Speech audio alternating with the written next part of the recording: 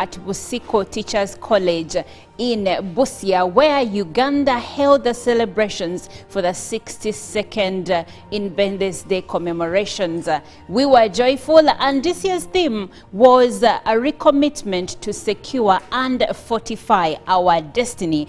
And regarding this, the President of the nation, His Excellency Yoweri Kaguta Museveni, expressed his hope in Uganda's social and economic growth, and he said he attributed the success of Ugandans being 60% in the money economy, attributing this success to initiatives like the parish development model and agriculture, to mention but a few. According to the president, it will only be a matter of time before most Ugandans are in the money economy, and that will lead us to the road to economic growth even further.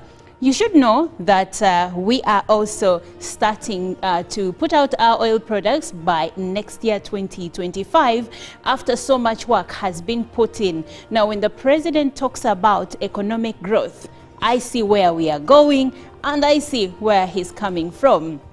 Welcome once again. I'm Olive Monica Najuma. Now, Jerome Paul was in Busia yesterday giving us live updates regarding the events that occurred in Busia. There is something about the new parade that was a shock to many onlookers and all the attendants that were at the event. I don't know how Jerome Paul found this, but according to the commander of, according to the CDF of our forces, that is Muhoozi Kainerugaba, he said that Deo Akik did a tremendous job. Good morning, Jerome. Good morning to you, and good morning to our dear viewer. It is past the Independence Day celebrations, but indeed it is still a week of celebrating 62 years for Uganda. And starting on that very point of the new parade routine, it was simple and brief, and for those who are on the grounds, you get to realize that this time round, after the parade sessions that start off the event, especially when the president has arrived, after the parades, all of the policemen, all the officials, or let's say all the officers who are at the parade went away or went on to rest.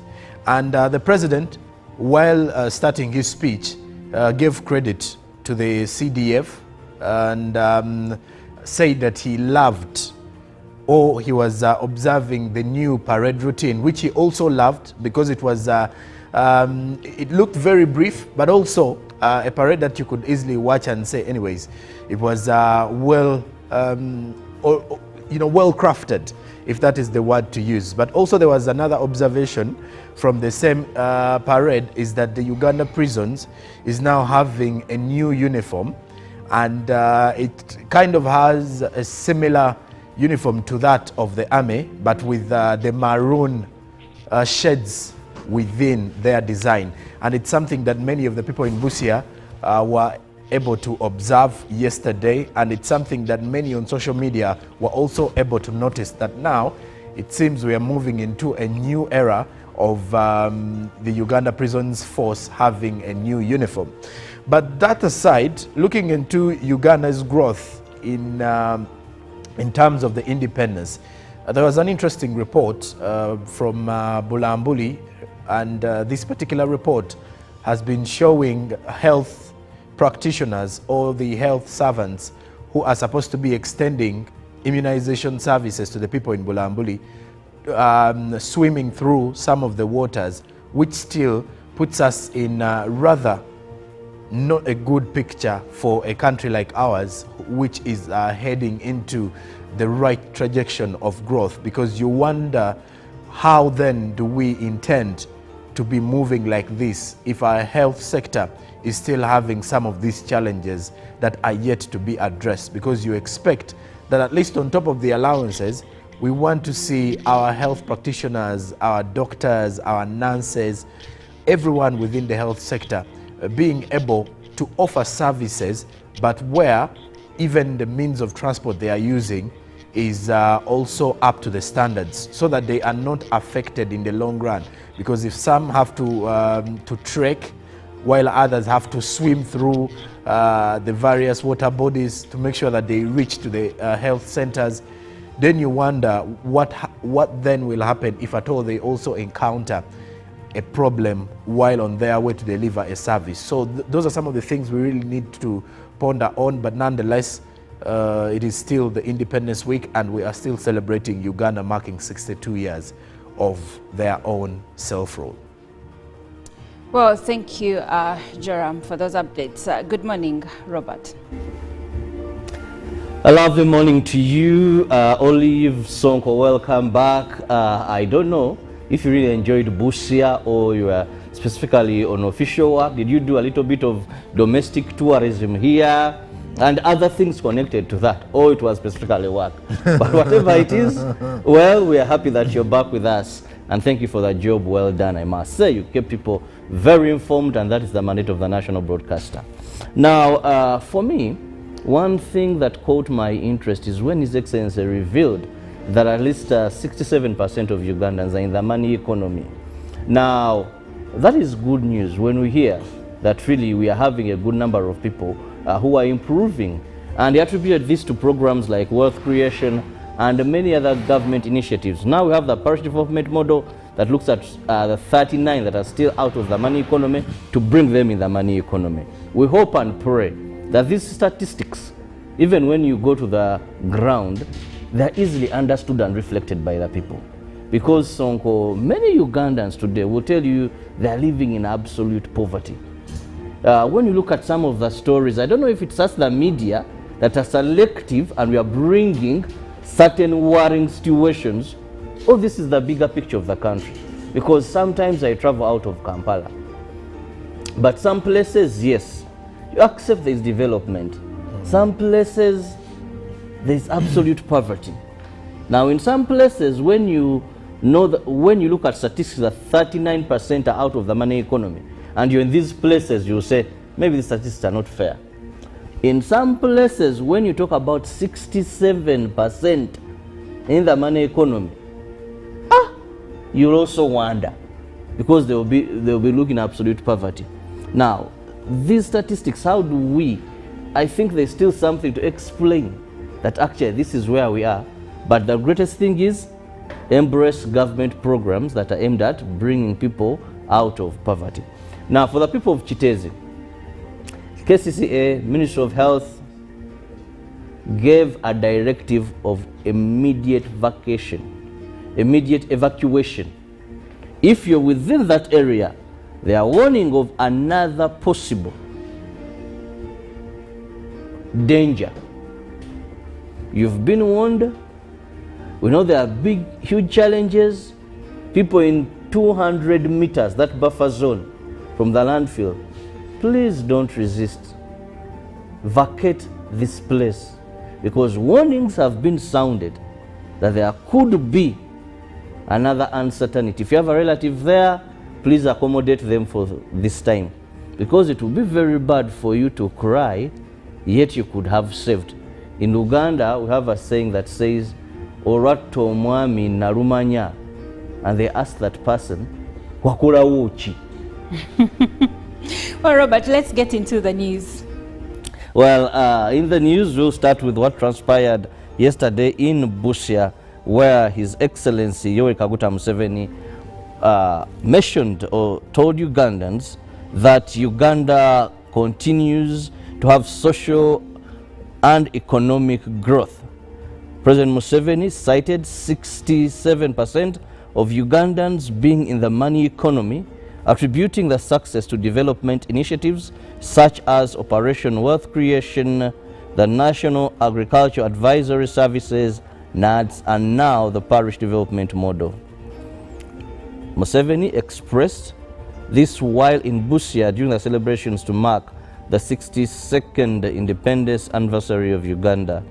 This was the kind of setup at Busiko Primary Teachers College in Busia district, where President Museveni was received by a memorable welcome.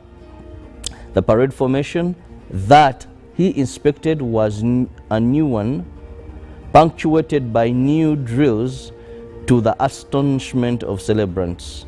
As UPDF led the parade march past, the message from the president remained empathetic to wealth creation. The president expressed hope in the ongoing wealth creation initiatives that have seen Ugandans in the market economy grow to 67%. This is also taking the country steps ahead in employment creation, which underscores the need for more private sector involvement. This, in the long run, will address the challenge of Africa, whose answer, according to President Museveni, is integration. A number of medalists were awarded, including Uganda's consul to India. To grace the event was the President of the Central African Republic, Uganda's Vice President Jessica Alupo, among others.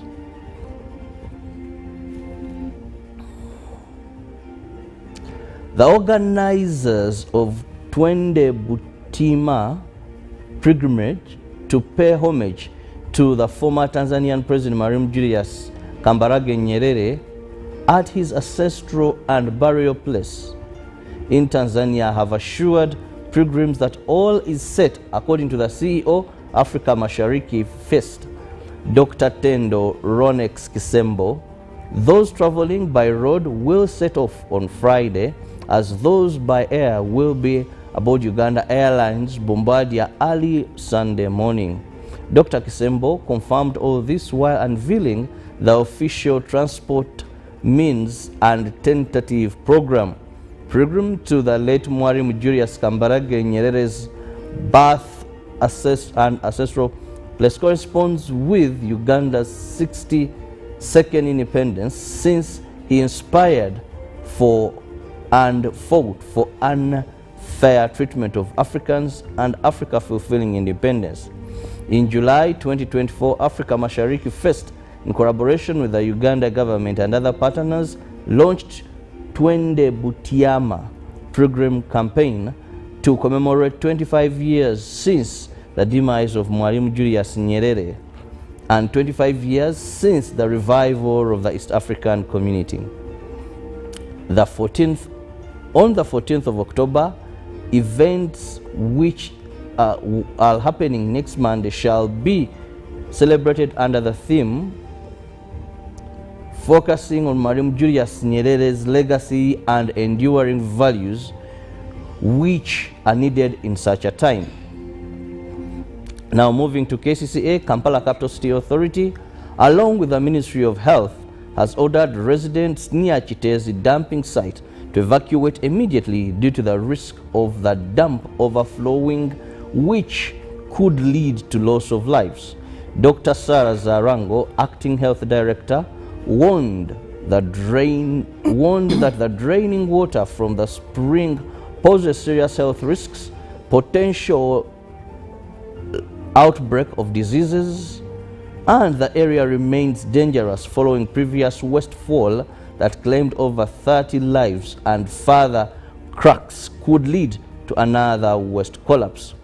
KCA officials led by the Minister Hajat Misa Kabanda emphasized the urgency of evacuation, particularly for those collecting materials from the dump and homeowners reluctant to leave. Dr. Andrew from the Ministry of Health noted that samples of the waste are being tested for harmful bacteria. Residents, represented by Haji Siraje Namatiti, expressed fear of possible floods and requested that the government build a fence around the dump without interfering with their homes. Still on local stories, the head of Prime Minister's Delivery Unit, PMDU, at the Office of the Prime Minister, Robert Kasure Sebunya, said they are embarked on processing of conducting consultations that are meant to help the country in circulation design and modernization to match the ever-changing need in the world. Sebunya said that the country is currently engaging in York Express to come up with ways of expediting the process of overwhelming the education system in Uganda to meet the needs of the current generation. The Deputy Director, Curriculum Review and Institutional Materials Development at the National Curriculum Development Center, Dr. Bernadette Nambi Karuhanga, said that the education is at the center of development for the country because there is need for human capital that align with the prevailing conditions. Nambi said that the collaborations are key in development of education in the country to fill the gaps and challenges faced in the education sector. An educational consultant from York Express Season, All Brain, said that they have worked with several countries across the world conducting consultancy in framework development, technical education, assessment, professional development, and content in ICT, English, Arabic, mathematics, science, and social studies. Uganda is currently implementing a competency-based curriculum, CBC, which has incorporated into the thematic curriculum. Now moving on, Hurricane Milton makes Florida landfill with warnings of life-threatening storm surge. Extremely dangerous and life-threatening Hurricane Milton has made landfall in Siesta Key, Florida, the U.S. National Hurricane Center says. It arrived as a Category 3 storm with warnings of extreme winds and flash flooding soon after Governor Ron DeSantis warned that the time for safe evacuation had passed. Millions fled the state throughout Wednesday as dozens of tornado and storm surge warnings were put in place. Earlier, President Joe Biden said it would be one of the most destructive hurricanes in a century and criticized a reckless promotion of outright lies by Donald Trump about the government's response to Milton's arrival. Milton's arrival comes 2 weeks after Hurricane Helen hit the Gulf Coast as a Category 4 storm, killing at least 225 people across Florida, Georgia, South Carolina, Tennessee, Virginia, and North Carolina. The National Weather Service has issued a flash flood warning, the highest level of flood warning for regions across Florida. Now moving on, Indian tycoon Ratan Tata has died at the age of 86. This according to the Tata Group, the conglomerate he led for more than 2 decades. Tata was one of India's most internationally recognized business leaders. The Tata Group is one of India's largest companies with annual revenues in excess of $100 billion. In a statement announcing Tata's death, the current chairman of Tata Sons described him as a truly uncommon leader. Natarajan Chandrasekharan added, "On behalf of the entire Tata family, I extend our deepest condolences to his loved ones. His legacy will continue to inspire us as we strive to uphold the principles he so passionately championed." During his tenure as chairman of the Tata Group, the conglomerate made several high-profile acquisitions, including the takeover of Anglo-Dutch steelmaker Corus, UK-based car brands Jaguar and Land Rover, and Tetley, the world's second-largest tea company. UK Business Secretary Jonathan Reynolds said in tribute that Tata was a titan of the business world who played a huge role in shaping British industry. Now lastly, Sudan is the largest displacement crisis in the world. Vera Jourova, Vice President of the European Commission for Values and Transparency, said as the European Parliament debated the situation in the war-torn country on Tuesday. The conflict in Sudan has generated displacement at levels unseen since the war in Syria. It's now 10.9 million internally displaced persons in Sudan and an additional 2.2 million people having crossed the border into the neighboring countries, Jourova said in Strasbourg. In my opinion, nothing more clearly exemplifies how European development policy is off track than in what has happened in Sudan over the last 5 years. Barry Andrews, MEP for Dublin, said. Maria Walsh, MEP for Midlands Northwest, said Sudan is the only place in the world where a full-scale famine has been declared in years. Well, that does it for our local and international stories. Now, Jerome Paul has more for us in the dailies. Now, yesterday, amongst the guests of President Yoweri Museveni was the President of the Central African Republic. And according to the New Vision today, this Thursday, the headline says Uganda plans road to link Central Africa, as the President says he will persuade the DRC and South Sudan over this particular project. Now, there's also a picture of President Museveni with some of the gold medalists yesterday at the Independence Day celebrations, as he was awarding Diamond Jubilee medals to quite a number of people. Now, also in court, Katanga's sister quizzed on police statement. Find that report in the New Vision, as 16 Kagadi teachers have been jailed over loans. That is a report you can find out in the New Vision. Also, the Bank of Uganda is set to keep government school land titles in a new development. And in matters infrastructure, Chitezi dump site handed to investor. Who is that investor? Find out more details in the New Vision. Now, off to Kenya in the Daily Nation. Tall order for Gachagua at the Senate. Read about the impeachment the senators told to remain in city as the deputy president seeks court reprieve. More of it is in the Daily Nation. Now, how Kenyans skin a political cat.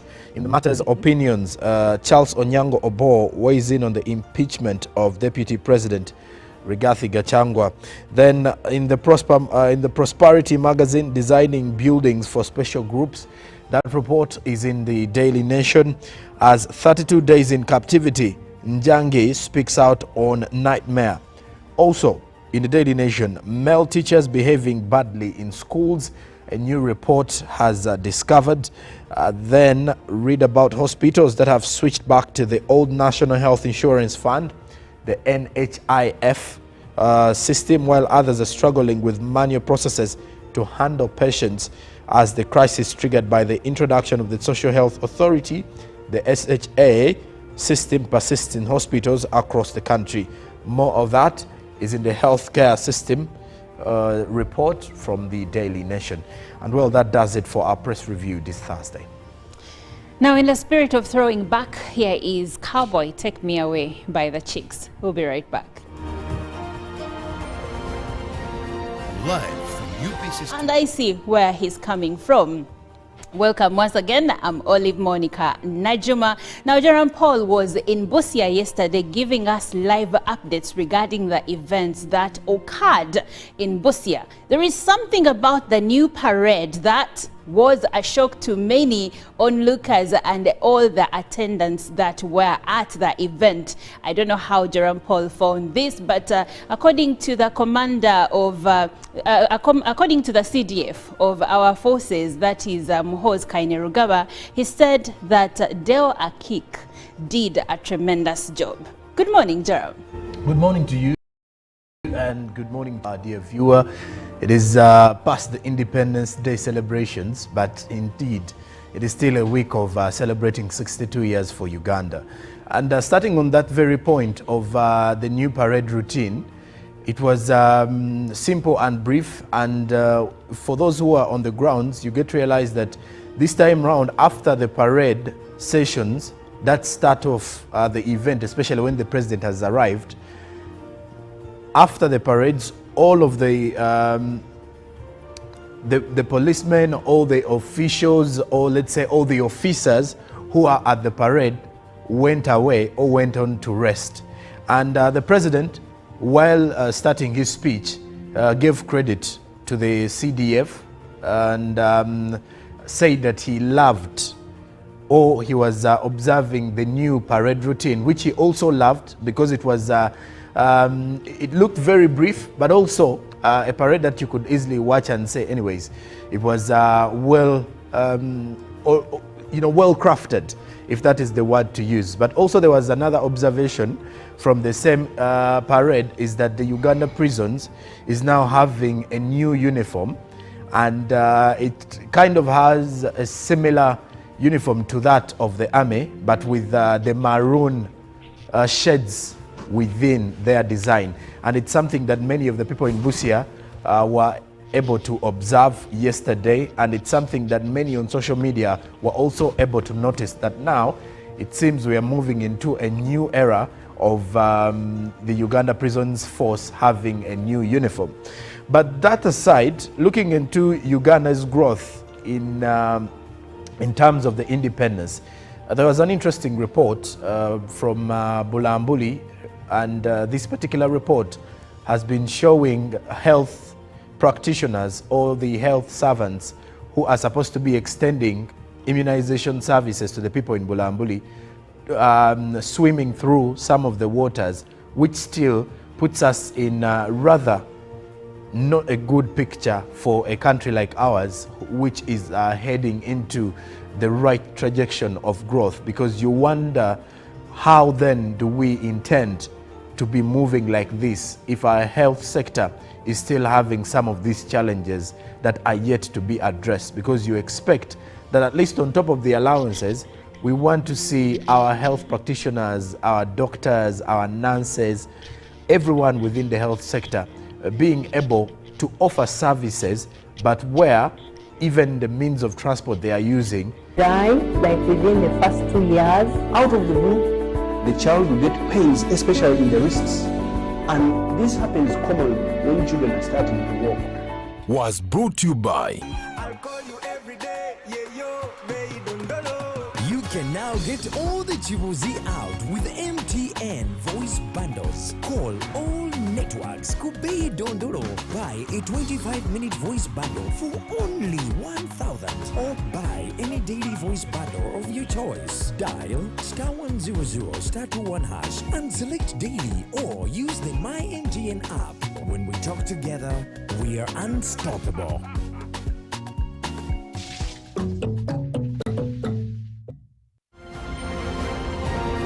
Live from UPC Studios in Kampala, this is Good Morning Uganda.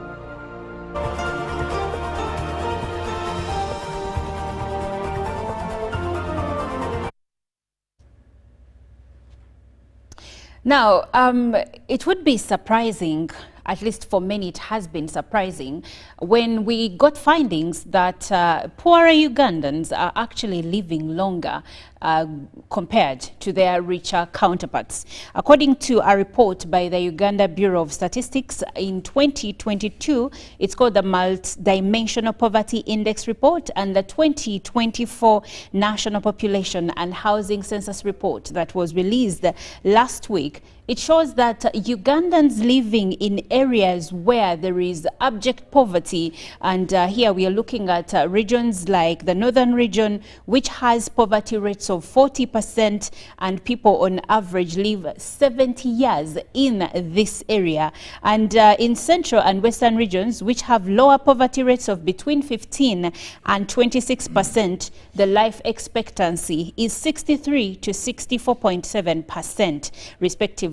This according to the census and World Bank reports. Now, when you think about these findings and look at how the life of the poor is actually hard, if you've had a moment or a point of interaction or even lived in poverty yourself, you understand what I'm talking about. So how come the poor are living longer than their richer counterparts? Well, I'm Olive Monica Najuma with Jerome Paul Sonko and Chirabo Robert Nyonyintono. Now, Jerome, these findings, I remember a few days ago when this report first came out, and you shared it in the newsreel, in the press review.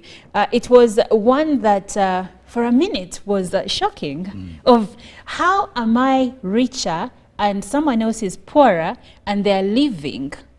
I'm speaking I'm speaking hypothetically here, but what are your initial reactions when it comes to these reports where you find that the poor are living longer and the richer are living actually a shorter time. Well, it was a shocker.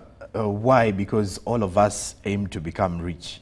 Exactly. One day we work so hard or tirelessly every day because we want to get away from the shackles of lacking what we need. Yes. Because there is a situation where you can be able to access everything and you're not rich enough. But at times you want to be able to access the necessities of life, meaning no one wants to be in the comfort zone of, let's say, poverty. Is there a comfort in poverty? There is always some comfort somehow, because you do realize even with this report, you get to see that amongst the things that have that give those that come from disadvantaged communities to stay longer is that they have less stress about certain things in life. Okay. And they do not put themselves onto that kind of, stress where they have to always think about what should I do to achieve this. No, they always live within the means that can support them. But it was a shocker for me because best believe we all think that if at all you have the money, then the chances are so high for you to enjoy this thing called life. And when you look at this same report, it gives you that rural-urban divide that many of us look at, and you understand that the reason as to why many people leave rural areas to come to urban centers is because they believe that life begins from the urban centers. The urban dream. There is that urban dream, there is that Ugandan dream, or there is that element of civilization that many of us think is attached to the urban life, and it's only attached to when you have the money. That if at all you have money, you're good to go. And everyone who read this report, many of those who sit within the comfort of wealth might have also been shocked or might not have believed that this is even a thing, because maybe some of them have been able to live long enough simply because they have the money to sustain some of the things. Now, Joram, how does this contradict conventional wisdom regarding wealth and health? Well, it depends, because some of, let me bring it from the biblical sense. Some believe that if you are so dear to God, in most cases, he takes you first. Oh, wow. There is that belief. Why is it that that belief is among Africans? Because I've seen whites living 96, 80, 100 years. So many have that belief that if I told you are so dear to God and close to God, he will take you faster. And please, God, don't take me. And he takes you to, so that you are close to him. Okay. But when it comes to what we are in the situation we are in today, there's also that bit of, how can I call it? I'm running out of the right word to use, but it's like kwegumia. That you're, consolation. Exactly, consolation. That at times we all want to be rich, like I mentioned. But when you read this kind of report, you're like, okay, anyway, seems I shouldn't be rich if at all I don't want to die. Eh? So you put yourself in that consolation kind of, you even find Bible verses to convince yourself. Yeah, to convince yourself that, this is a report that shows that even if I'm not well off, I am good to go. But again, you want to think about where does this report come from? Okay. Because like I've mentioned about the rural-urban divide, is that in some of these communities, you do realize that the kind of life that many people live within these communities is way different from ours here.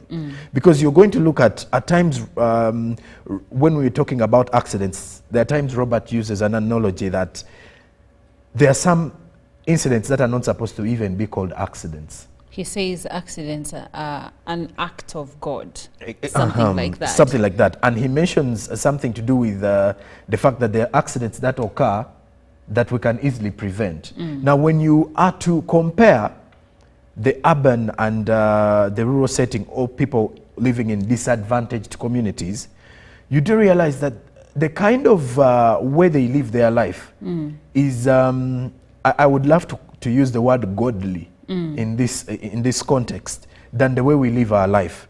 That you do realize that in most cases, these are people who get enough time to sleep. These are people who you're not going to find indulging in certain activities late in the night. Activities such as, let's say, driving recklessly in the night. You're going to find young people who have all the time in their lives to, driving anyhowly, because now the roads are free and they know you only live once. Now in the villages, or what you could say in the rural settings, for some of us who take time and travel back, you will realize that whenever you're there, at times there is this message that hits your home, that hits your brain, and you're like, it seems I'm in a different country. Simply because world. The way people are living their life there is in this, they kind of have a simple way to lead life.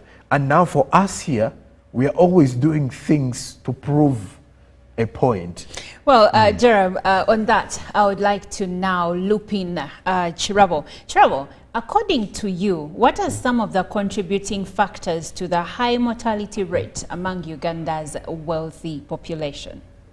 I think I want to say, what is killing the rich and not killing the poor? Well, same question, different ways of phrasing it here. Because what is that? Yes. That is killing the rich. And not killing the poor. And not killing the poor. The rich have access to better services, be it health, be it food, and everything you can mention. Well, you see, up there sits someone called God. And sometimes he has how he equates people. But what is killing the rich and not the poor is simply lifestyle. And what do I mean by lifestyle? The rich have gotten what we call lifestyle diseases. What they eat is very different. The rich eat good, but not healthy. The poor eat bad, but healthy. What do you call good and what do you call bad in this instance? Now, you'll find that most of people in urban centers who have some money, if you ask them what do you have for lunch, what do you have for supper, you'll find that most of the content of the food they eat is unhealthy for their lives. People will tell you, I had a burger, I had a pizza, I had chips, then this fatty spiced, all those things. Those are not healthy for their bodies. They have I had this type of meat. There are types where they are spiced, so much cholesterol. That's why you have them suffer from lifestyle diseases. They have diabetes, they're hypertensive, they get obese at one time. Their vessels now, the veins cannot carry the blood to the body. When you go to the Cancer Institute, so there are all these diseases of unhealthy feeding. Now, away from unhealthy feeding, there is lack of exercise. You know, the rich will wake up, my dear Olive will wake up from a very lovely bed, go to a very good bathroom, bathe hot water, sit in a Subaru. I'm just creating a picture. People, I'm not saying she's soon going to leave us, no. But then after drive to office, sit in the AC, around some time, have some, I don't want to mention a place, very spiced, their names they call them. Then they bring them for breakfast. She eats with that conch, is it milk check? You the rich. Is it okay, Chirabo, you're making me look something like that. Then at lunch, then she want this summer, you know, also well spiced, eat that, then drive back home. Now, contrary to a sister Olive in the village, very deep, yes, who is going to wake up, take some cassava with greens, move a distance to go to the garden, whether she's exercising. Now digging, exercising her body. She comes home with yams. She has picked vegetables. They don't fly that much. Then she eats that. But don't forget, she's also come with jackfruit. There's some bananas. You get the picture. The body is exercising. she's eating a balanced diet, not intentionally, by the way, but circumstances have dictated that. Now, Robert, I would like to know if you can actually supplement on what you're saying regarding diet and exercising. And my question here is, how does lifestyle, including diet and physical activity, impact one's health outcome? Now, diet, first and foremost, if it's a balanced diet, the body is given what it needs. First, to be very active, but also this balanced diet prevents you from acquiring certain diseases that come due to excessive fat in the body. Now, exercise helps you eliminate that unnecessary toxic materials in your body, the sweating, the using your body, you know. Now, these the poor do unintentionally. And even sometimes when the rich want to do these, they do things in a funny way. I've seen people who go to the gym, then after the gym, they slope down, they are taking beers, high carbohydrates, They are adding taking in calories. pork, they are adding, so it is like they are washing and dumping in the, and think they are drying their clothes to move on. The rich also like going to saunas. Are they in any way contributory to someone's health or weight loss? The saunas? Yes. No. Actually, I've asked so many healthy experts. I know it's now, there are certain things that I think come in this country, and they just hit us like a storm, and we embrace them. Actually, there is no benefit of sauna apart from opening your skin pores. And they can help, and sauna can help you have that good skin for the ladies. And the men as well, because also men are very critical of how they look, how they appear. Now, the only thing you can get from the sauna is the skin. And actually, health experts have even warned for the men not to regularly do sauna. That heat is not very good for your manhood.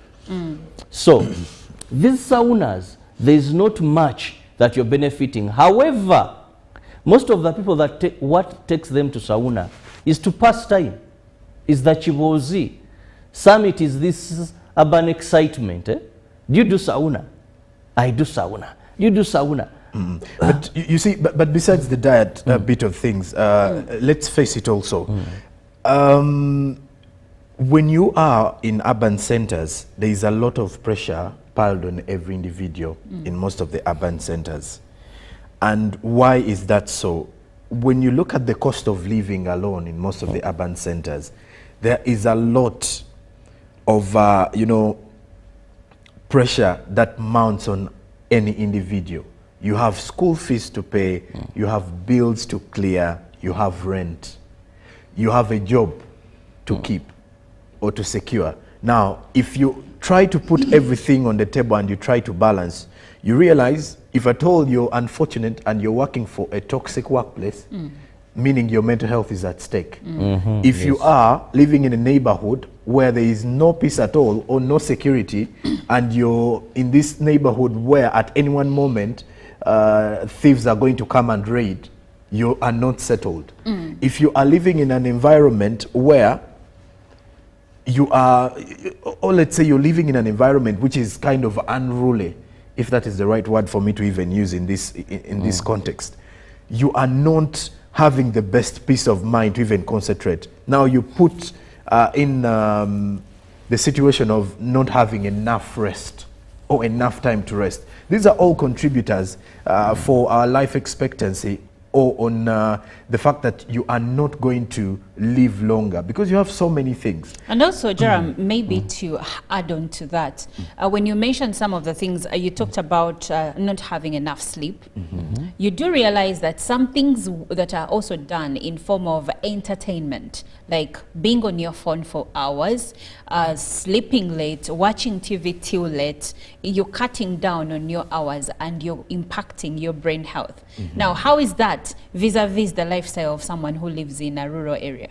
Well, I wouldn't want to even say they are fortunate enough not to be having such situations, because in the world of urbanization and civilization, I will be unfair, because they also deserve to live. But we are supposed to have these services extended to everyone. But everything has a positive and Yeah, negative obviously. side. But regardless of how positive it is, it should not even be looked at in such a way. But this is where they may have an upper hand in such situations, because maybe at times we are looking at them not having access to electricity and all of this. And of course, with the world moving in that direction, you wouldn't want them to be there.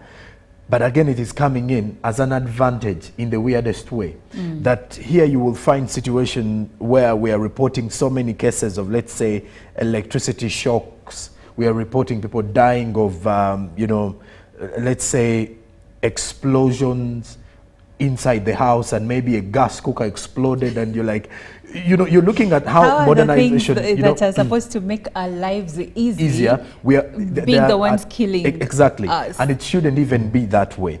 But you're looking at it as the only way that maybe the people in these disadvantaged communities are living a better life than us. Better in the sense that maybe they are living longer, but at times you realize in urban settings, most people are saying, I would rather live a shorter life but enjoy it to the fullest than a longer one where I'm not enjoying. Where I'm not enjoying. I've had another statement close to that one uttered by women. But now, Robert, let's look at our health system. How does Uganda's health system cater to the needs of the underprivileged vis-a-vis the wealthy? Well, actually, the underprivileged, the health system supports them very little, we must say. Because these are people who most of the times go to government health facilities, and some of these in these rural areas do not have even testing equipment. A scan is hard to come by. The personnel are not there. But guess their advantage. How often do they need to visit a health facility? These are people who most of the times take herbal medicine, herbs. They know you boil this, you do this, and remember, this is in nature form.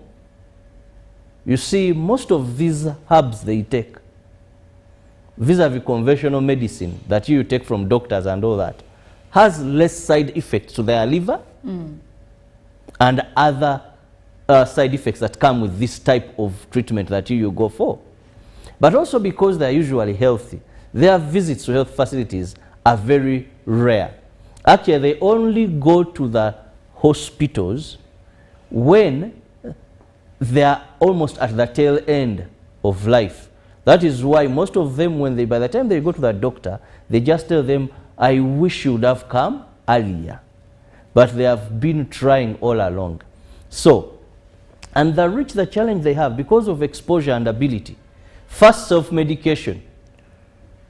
This is what people find in their car. They have painkillers. You ask them who prescribed for you, because they can afford them. This person, if he feels headache, he knows what to mix, or they'll just tell them drink a lot of water, go and sleep. The body is even exercising very well. There is proper blood circulation. This may not come up. But for you, you wake up, either the pollution, the noise, the lighting, or anything like that. Some people every day on their meal, there must be a painkiller. This conventional, you feel slightly sick, you rush to the doctor. If they're not professional enough, you go for an injection, drips become drips. So, and the life you're living also renders you to more sicknesses. Only if you've gone to the village, even when you drive deep in the village, even the air you're breathing, isn't it? It's you different. feel life. There are low rates of pollution. Low rates as of compared pollution. to urban You just drive centers. in Kinkizi and you feel life. And then the food You is go to organic. Nyabusozi, you feel life. Now, Robert, I have some comments coming in, and one from Julius Caesar in Nakulabye. He says, in whatever we do, God keeps his keen eye on the poor. The rich are not rich because they are more hardworking than the poor, but because they have access to public resources, including corruption. God condemns corruption, so the chance of taking the rich to start answering for their misdeeds is not a surprise. Also stress, Rich people are more stressed than their poor counterparts. Jerome touched on this. Then he mentions among the stress points for the rich are loans, mortgages, land cases, among others, are the lifestyles of the rich. So this is really impacting the life of those that have more money than the people that are living maybe below the poverty line or, you know, can only afford a meal a day. Now, another comment from Lambert. He says, Amodoch Lambert from Buikwe, the poor live longer than the rich because most of the time the poor eat foods that are compatible with their blood type compared to the rich who just eat whatever crosses their eyes. So from my takeaway here is that it is mostly the things we eat, the lifestyles we live, and Robert created a poignant picture where he said, you leave your home, you sit in your car, even if it's a taxi, you sit, you go to work, you sit in the AC. By the way, it also has effects on your health. If you're under the AC for longer periods of time, there is an effect to your health. So you sit, then there is lack of exercise. Your diet is not that good compared to someone who is living maybe in the village. They're eating organic food. They're breathing air that doesn't have so much pollution in it compared to the air that we breathe when we live in city centers. But then I will ask you, gentlemen, as we leave, Jerome, this is my takeaway. But you'll find that in countries like China, where there is a high degree of industrialization and a lot of pollution, people are actually living longer. You'll be surprised by the kind of foods they eat. Okay. Because you do realize that, I've not traveled to China, but at least with the documentaries I've seen, I do realize that Chinese focus a lot on herbal medicine. Yes. And there is a way their lifestyle is highly driven by that. And Chinese take exercising as a bit of it. I think because it's of part the of their religion, is it the kind of beliefs they have spiritually point them towards living that kind of life where you have to mind about your body, your physical, your emotions. And so they meditate. They do the meditation. And that takes down the stress levels. They do a lot well. of walking. Okay. And the eating well. And we also have some of those drugs from China. That Found by saying Chinese eat everything, and that contributes to their good health. Well, they don't eat people. Okay, we did say people. And he said they eat everything. Anyway, Jerome, so what's your takeaway briefly in 2 seconds? Well, I think the report shouldn't make us look at it from a consolation point of view, that we should not be looking for money because, money is important. Because you might die younger. But at least if you're waking up every morning to go and achieve something, please do it. If the money locates you, well and good. If it doesn't, you should as well live within your means, because the world is about getting up every day and trying to do what you've not done the previous well, day. thank you, Jerome. And you can do that as you're living a healthy lifestyle. Robert, in 2 seconds, your takeaways. Mind what you put into your body. Because it can be the poison that is going to kill you soon. All right. Exercise regularly, and also avoid preventable death. Most of the things killing the rich, sometimes it's preventable death. Thank you, Robert, and thank you, dear viewer, for your comments and your views. Now the conversation will continue online. The hashtag is UBCGMU. For now, we'll take a short break, and when we come back, we'll have the Good Morning Uganda tourism updates.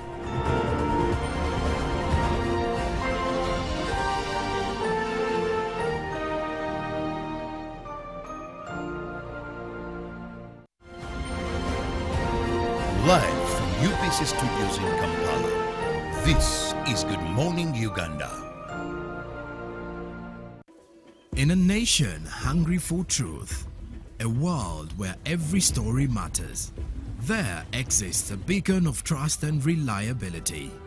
For decades, they've been our voice and our window to the world, holding the mirror of our history. With 4 TV stations and 11 radio channels spanning 27 languages, they stand as guardians of information, defenders of truth. With Mascari Heritage Advantage, they uphold every citizen's right to reliable and free information. Their archive stories shaped our past and illuminate our present. Yet now, as new challenges arise and the world evolves, their mission faces its greatest test yet. Be part of our journey and let's navigate the unknown, uncover the untold, and safeguard our future together. Tune into your public broadcaster, for it is the intersection of trust and truth. Because to UBC, your story, and every voice matters. UBC, inspiring Uganda. Nyati Motion Pictures brings you Tuko Pamoja, Peoples of Eastern Uganda segment. How have they negotiated the colonial border that divided the Luya nation into two countries? The Vasamia, Babukusu, the Bagwe, Bamasaba, all belonging to the Valuya of Kenya. We didn't know there was a border to go and visit our father's only sister and our mother's only sister in Bungoma. Actually, if you talk of the integration of the East African community, for us, we're already integrated. One community. Premiering in Mbale City at Mount Elgon Hotel on Saturday, 12th of October. To get a ticket, call 0778 787 660. Tuko Pamoja? Live from UBC Studios in Kampala, this is Good Morning Uganda.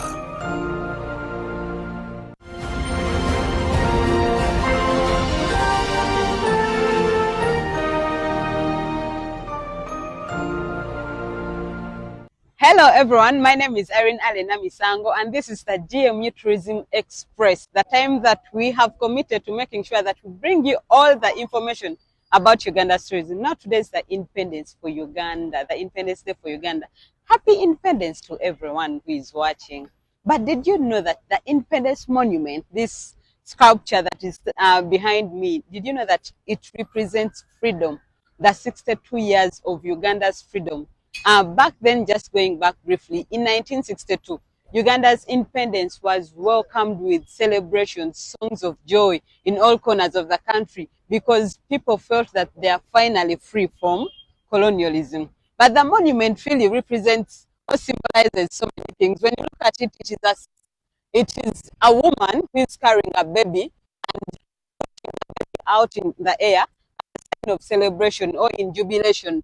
So these ropes that you're seeing around the woman, these are the ropes of colonialism, because for so many years, Uganda and Africa was bound in colonialism and we had different people. Uganda was colonized by Britain, but this symbolizes that Uganda was colonized and it was tied in ropes of colonialism. You know what happened? But on the 8th of October 1962, this monument was unveiled to show that finally Uganda was a new baby that was coming out in Africa, a new baby that was coming out from colonialism. So when you look at the monument, or when you pass by this monument, please, you can take some time, take a photo, because it symbolizes freedom. And now we are making 63 years of freedom. It has been a beautiful journey. Some of us have just been born in those years, but even others were even there before colonialism. But it is a beautiful journey that Uganda has had, the different presidents that we've had, the freedom journey that we've had. So this is a tourist attraction. Actually, people come in here just to get this story about Uganda's journey to independence. It is just located just at the wall of Sheraton Hotel at Speak Road, between Sheraton Hotel and Grand Imperial Hotel. So this is a place that you actually need to pass by. I know so many of you pass by this place every day as you're going to work, going to this place, friends, going to different places, but you didn't even know that it is a tourist attraction. Now in Kampala, there is a product that we call Kampala Monument Walk. So this Kampala Monument Walk takes you around the different monuments that we have in Uganda, in Kampala. So there are so many different monuments that we have, but you also needed to understand that monuments are also attractions, and specifically on the Independence Day, the Independence Monument is such a beautiful monument for you to take a photo. So today, as you're celebrating, probably you're putting on your African wear, you're putting on your Ugandan branded t-shirt or anything that you're putting on today in celebration of that 62 years of freedom. You can pass by the Independence Monument and take a photo and share and let the world know that yes, we are freed from colonialism. Well, that is it that we had for you on the Independence Day, and I'm still wishing you a happy independence to everyone. My name is Aaron Allen. So you're welcome. My name is Dan, your guide at the Equator Korongo, where is an experiment to show us the northern hemisphere, the southern hemisphere, and the equator line. So basically, we demonstrate to you a force caused by the Earth's rotation. It is called the Coriolis force. So Coriolis was a Frenchman. He's the one who discovered this. So he said objects are attached to the Earth's surface, like hurricanes, giant storms. When they are spinning in the northern hemisphere, they spin counterclockwise. But here now, the water is not attached to the Earth's surface. It spins clockwise in the northern hemisphere. Why? Because objects in the north are normally deflected to the right by the Coriolis effect. So this is not the only experiment that shows to you the Earth spins. In another one, they use a pendulum. It's named after a Frenchman. It's called the Foucault. So you release that Foucault pendulum in the north. It will also spin clockwise. You find that pendulum around serious science universities and museums around the globe, showing you the same thing. So we name the Bowel polar bears. These are ice animals. You only find them in the Arctic. And actually the word Arctic comes from a Greek word, Arctos, meaning bears. Then Antarctic means no bears. So we shall cross to the southern hemisphere and check the difference.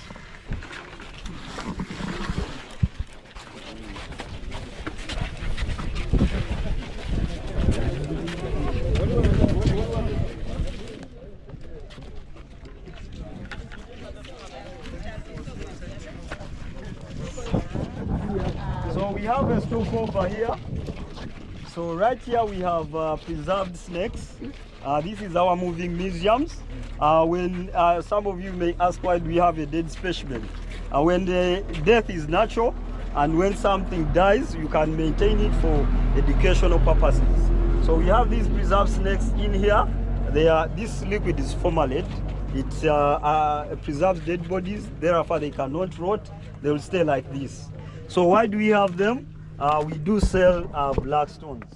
When you're hit by a snake, a scorpion, you cut on the bitten limb, you apply it. It will stick like magnet, then absorb the venom. So some people say it is a myth, but it is not. When you take poisoned food, you run to hospital, they will give you activated charcoal tablets. So charcoal is medicine. So that science of the charcoal is adsorption. And this is the blackstone also uses adsorption. However, this is for external use and activated charcoal is for internal use. So we sell it 50,000. You have it in your household. You can be a doctor to anyone else. So we go to the south. Yes, you buy. Hey, very cool.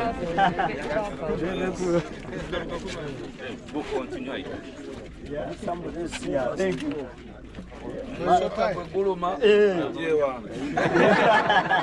So we continue to the south. Make sure you're bitten by one. Yeah. Yes. To prove the hypothesis. So now you are welcome to the land of penguins. So these penguins are also ice animals like bears.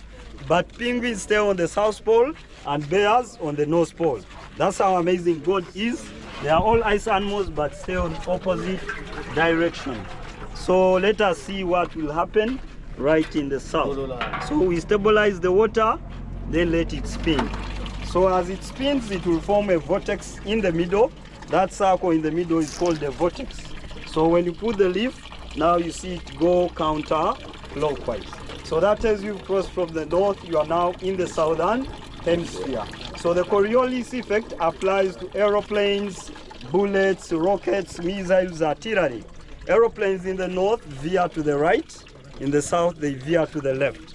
It's called a jet stream. So aeroplanes never go in a straight line. Likewise, you shoot a bullet long range in the north, it sways to the right. In the south, it sways to the left. So snipers will tell you to hit your target, you need to know the hemisphere for you to get a proper trajectory. So it applies even to rockets. Most of them are launched closer to the equator. And the equator rockets go faster and straight, but far away they are deflected from the target. That's why, for example, in Europe, their launching station is in South America. The station is called French Guiana. And for Americans, they chose Florida and Texas. Those states are closer to the equator than the rest. So we go to the equator and see what will happen. Yes, equator line.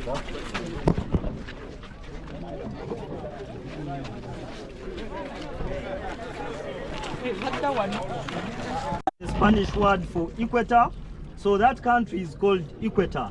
So yes, Ecuador. So it was discovered 1700 years back by the Frenchmen. So after Ecuador, it goes to Colombia, then Brazil. In Africa, Sao Tome and Principe, Gabon, Congo Brazzaville, DRC Congo, Uganda, Kenya and Somalia. Asia, Maldives, Kiribati, Singapore, Indonesia and Malaysia. What is that knife for? It stabilizes the water. Okay. So the circumference of the equator is 40,077 kilometers. And when you stand here on the equinox day, noontime, you won't see your shadow. It happens 21st of March and 23rd September. So those 2 dates mark the beginning of rainy season. That's when the sun is crossing from one hemisphere to another. Still on the line, you are lighter, you are less by a kg. Why? Centrifugal forces make you lighter here. We are far away from the center of planets than the poles. So at the poles you are heavier, at the equator you are lighter. So let us see what will happen right at the center. So you notice here, the leaf goes on down the drain straight. So the reason it does not spin is the same reason cyclones, tornadoes, hurricanes never cross the equator.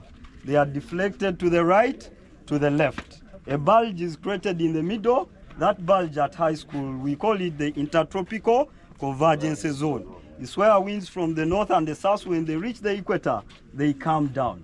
So for that reason, you should all thank God you are born in the Pearl of Africa.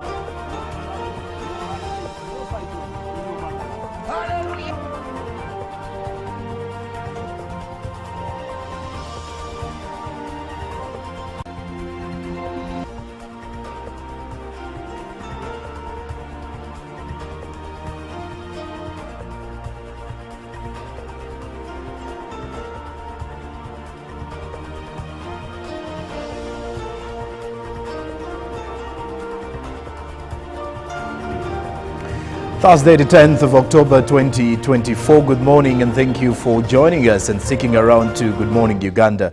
I'm Jerome Paul Sonko and it's now time for us to check into the world of business. Now, we're going to be starting out from matters immigration because according to what is coming in from there, or the developments coming in from there, thousands of Ugandans continue to yearn for better job placements elsewhere away from the country. Now, as the young Ugandans are continuing to use any possible means to travel abroad in search of employment due to the unfavorable economic situations within the country and, of course, the salary disparities amongst the top of their agenda. We speak as the team UBC spoke to Oloka Kenneth, the president of the Cheyo Association of Uganda. He broke down for us the metrics behind why many of the Ugandans continue to yearn for these job placements away from the country. Now, according to Oloka, the emphasis he laid was that there is urgent need for concerted efforts to improve the working conditions for Ugandans living and working in the diaspora, as much as many of them are yearning to go out there, because there is high rate of unemployment in Uganda, which has forced many of the Ugandans to go away from the country to seek for greener pastures. Now, many of the young people who have over the years been leaving the country, and many have been successful, while the others have returned to the motherland crying out because of the conditions where they have been working. Now, in the recent years, the Middle East has surpassed other regions as Uganda's favorite destination for employment, and especially when you look at the labor externalization companies that have been helping and connecting many of the Ugandans to go and seek for these jobs. Now, in the recent years, the situation out there is not rosy for the hundreds of thousands of Ugandans, according to the president of the Cheyo Association of Uganda, that is Oloka Kenneth. Now, despite the torture, exploitation, and even death, the number of Ugandans eager to try their luck in the Arab countries, however, continues to rise. Now, in response to these challenges, communities and organizations as well as associations have come together to form an umbrella body, the Federation of Uganda Migrant Workers Association, that is abbreviated as FAUMWA. And on top of the association's agenda is to create a unified database of migrant workers, campaigning against human trafficking and tackling the issue of irregular migration, particularly to the Middle East, something that they have found to be a reason putting Ugandans away from their main goal of achieving this particular goal of earning well away from their countries. And of course, the other bigger position that Uganda finds itself in, which is rather unfavorable or other unbecoming, is the position of human trafficking. The human trafficking cases on the African continent continue to rise.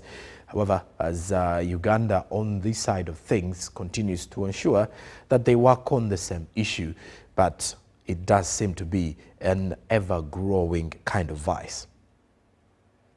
Well, away from that, we now turn our focus on gold mining. Now, yesterday, as we were driving back to Kampala after the celebrations in Busia, for the residents in Namayingo, many of them had heard of the new reports and new developments coming in regards to gold mining in the area. And for those who took part in the celebrations, you were able to notice that on the roads or on the streets on some parts of the Namayingo district, many were already in the activity, or many of them were already looking for the gold. Now, there is a mad rush as artisanal miners have continued to flood Namayingo for gold. And the developments here reveal that gold, which was discovered 2 weeks ago by a farmer who was planting bananas in Pano, that is a village where residents are predominantly subsistence farmers.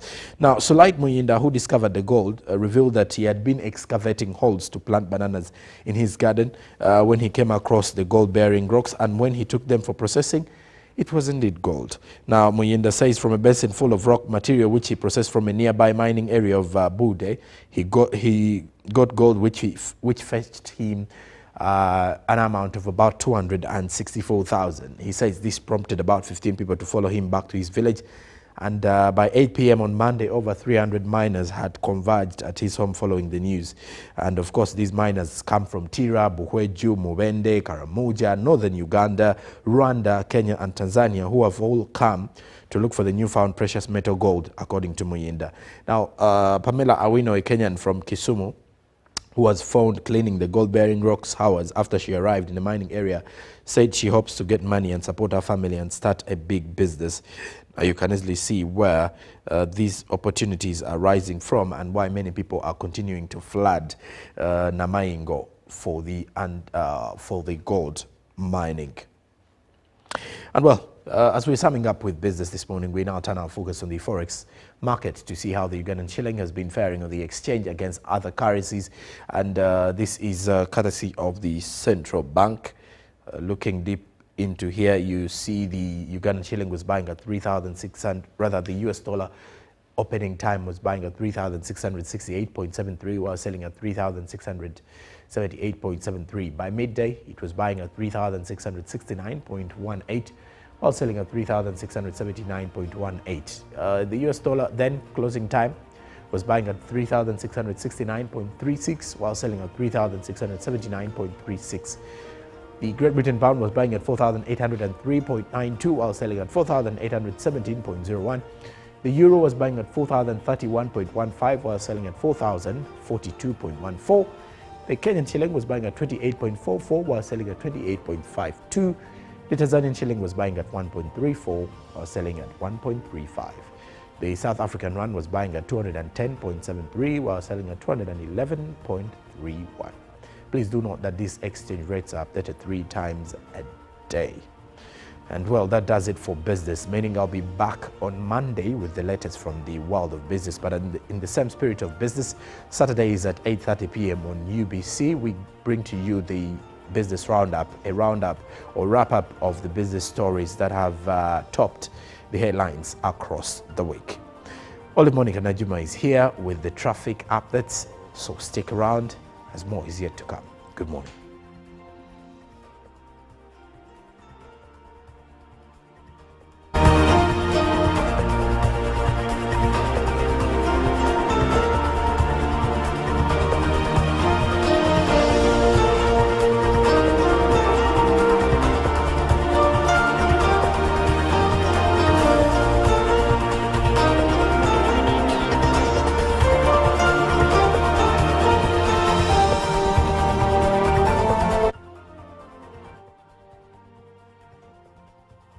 A very good morning, beautiful morning it is today, and we are launching into our traffic updates. I'm Olive Monica Najuma, and today we go all the way to Kalere roundabout, around the Northern Bypass roundabout, and from what I see, there are red zones around the roundabout this morning in Kalere around the bypass.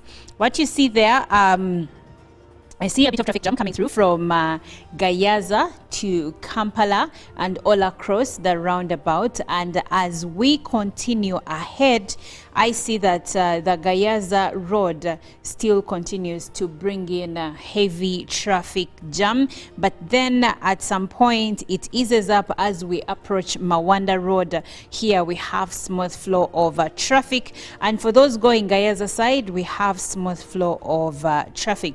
Now, looking at Mawanda Road this morning, we have a bit of traffic jam along Kafero Zone Road and crossing through into Mawanda Road itself.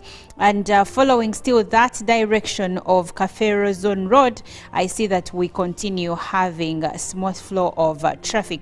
Going back to the Gayaza Kampala Road, we are experiencing smooth flow of traffic. Then along the areas of Kalere River Tunnel, we have a smooth flow of traffic. And now coming into the areas of Mulago, where Bombo Road, Gayaza Road and Binaisa Road connect, here we are also experiencing smooth flow of traffic. Well, that does it for our traffic updates, and I'll be back on Monday to share the same. As tomorrow we will be having the most entertaining Good Morning Uganda Friday special. So keep it locked. Good Morning Uganda is still going on.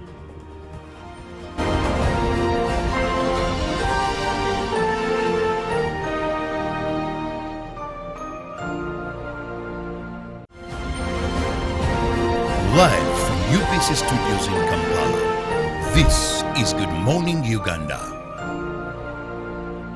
Pick of the day on UBC. He expected me to die like within the first 2 years. Out of the blue, the child will get pains, especially in the wrists. And this happens commonly when children are starting to walk. Was brought to you by can now get all the Chibuzi out with MTN voice bundles. Call all networks. Kubei Dondoro. Buy a 25-minute voice bundle for only 1,000. Or buy any daily voice bundle of your choice. Dial *100 *21# and select daily, or use the My MTN app. When we talk together, we are unstoppable.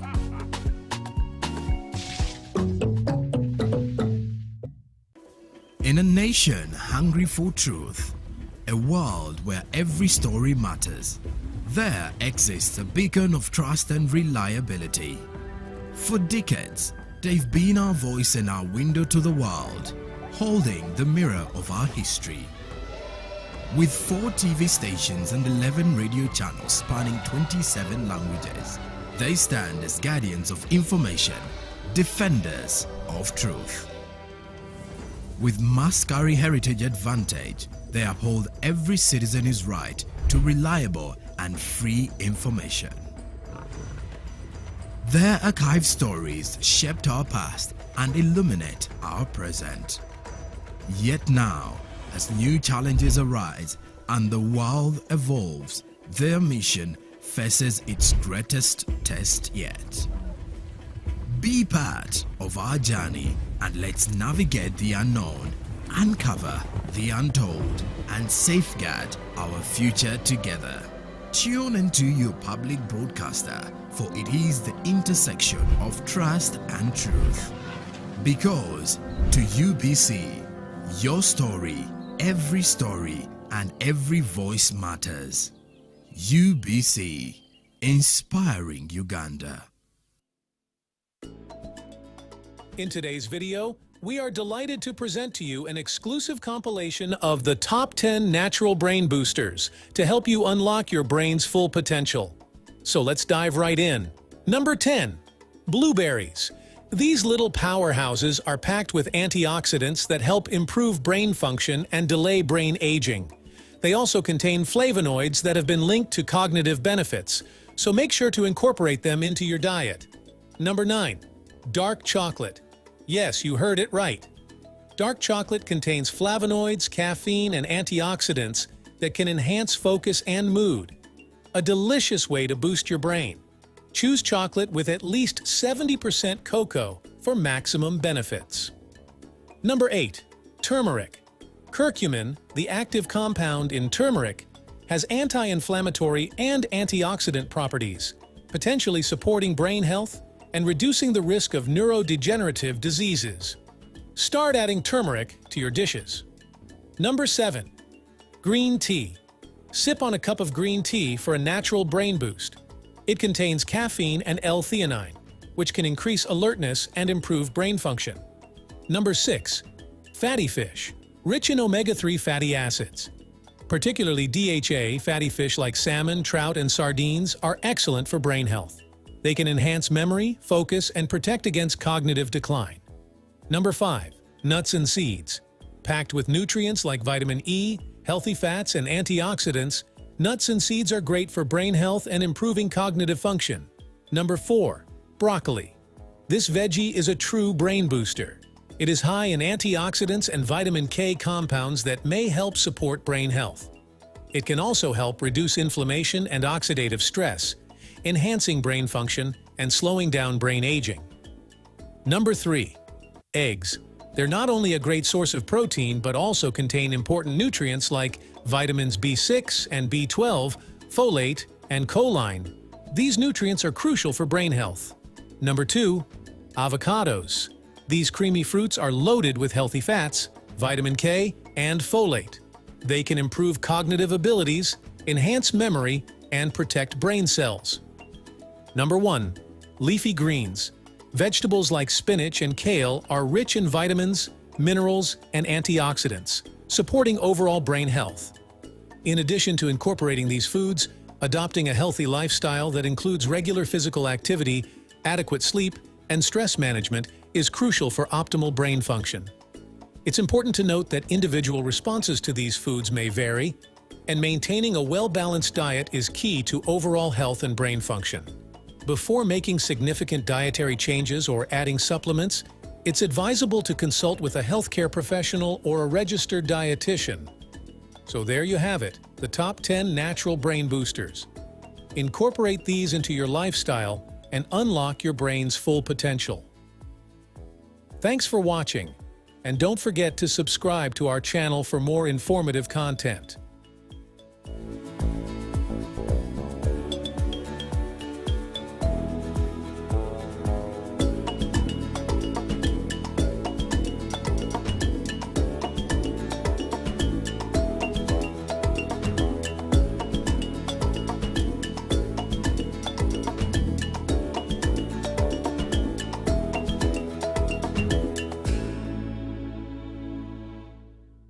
Nyati Motion Pictures brings you Tuko Pamoja, Peoples of Eastern Uganda segment. How have they negotiated the colonial border that divided the Luya nation into two countries? The Basamia, Babukusu, the Bagwe, the Bamasaba, all belonging to the Valuya of Kenya. We didn't know there was a border to go and visit our father's only sister and our mother's only sister in Bungoma. Actually, if you talk of the integration of the East African community, for us, we're already integrated.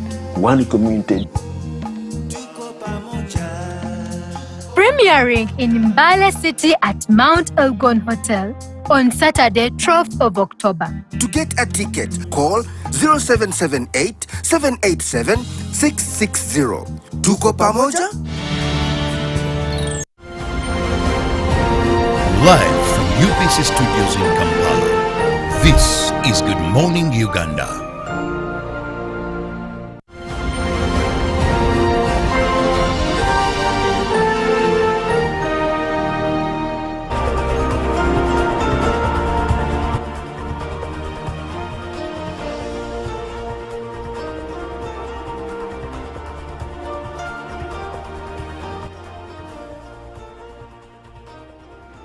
Four minutes past the top of the hour, that is 8 a.m. A lovely morning to you, wherever you are and you're watching us. Thank you so much for being with us on UBC TV. Robert Chabo Nyonyitono, in case you've just joined, this is the Good Morning Uganda agenda, where we usually have a guest or guests in studios and we discuss issues of national importance. Now, this morning, we are still in the Independence Week, and the word independence is still moving on in the hearts, the minds of so many people. And this morning we want to look at the contribution of cooperatives towards economic independence. How do we use this mode of cooperatives to attain economic independence? Yesterday, His Excellency revealed to us that 67% of Ugandans are now in the money economy. And one of the programs he was talking about, or the method that has been used, is the cooperative model, when he attributed this success to wealth creation programs, youth livelihood programs. Now we talked of the Emyoga, he talked of the parish development model. Now that is a vehicle that we believe will cause that transformation and bring the 39% of our population that are still in poverty into the money economy. Now, when you hear the cooperative model, you definitely know that I have the man cooperatives with me in studios, and someone else from Uganda Cooperative Alliance with whom we are going to be discussing how do we as a country attain economic independence through cooperatives. Now join me welcome Ivan Asimwe, who happens to be the Secretary General, Uganda Cooperative Alliance. But he loves to be referred to. One time he was telling me, Chidavo, for us we are General Secretaries, not Secretary General. He's the Secretary General is for something he said, and I reserve that. But for today, I have I have Ivan Asimwe, and welcome to the show, Ivan. Thank you so much, moderator. Pleasure to be here. Good morning, all our viewers.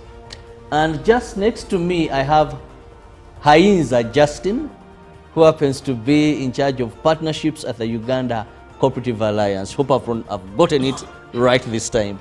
A lovely morning to you. Thank you. Good morning, viewers. Happy Independence.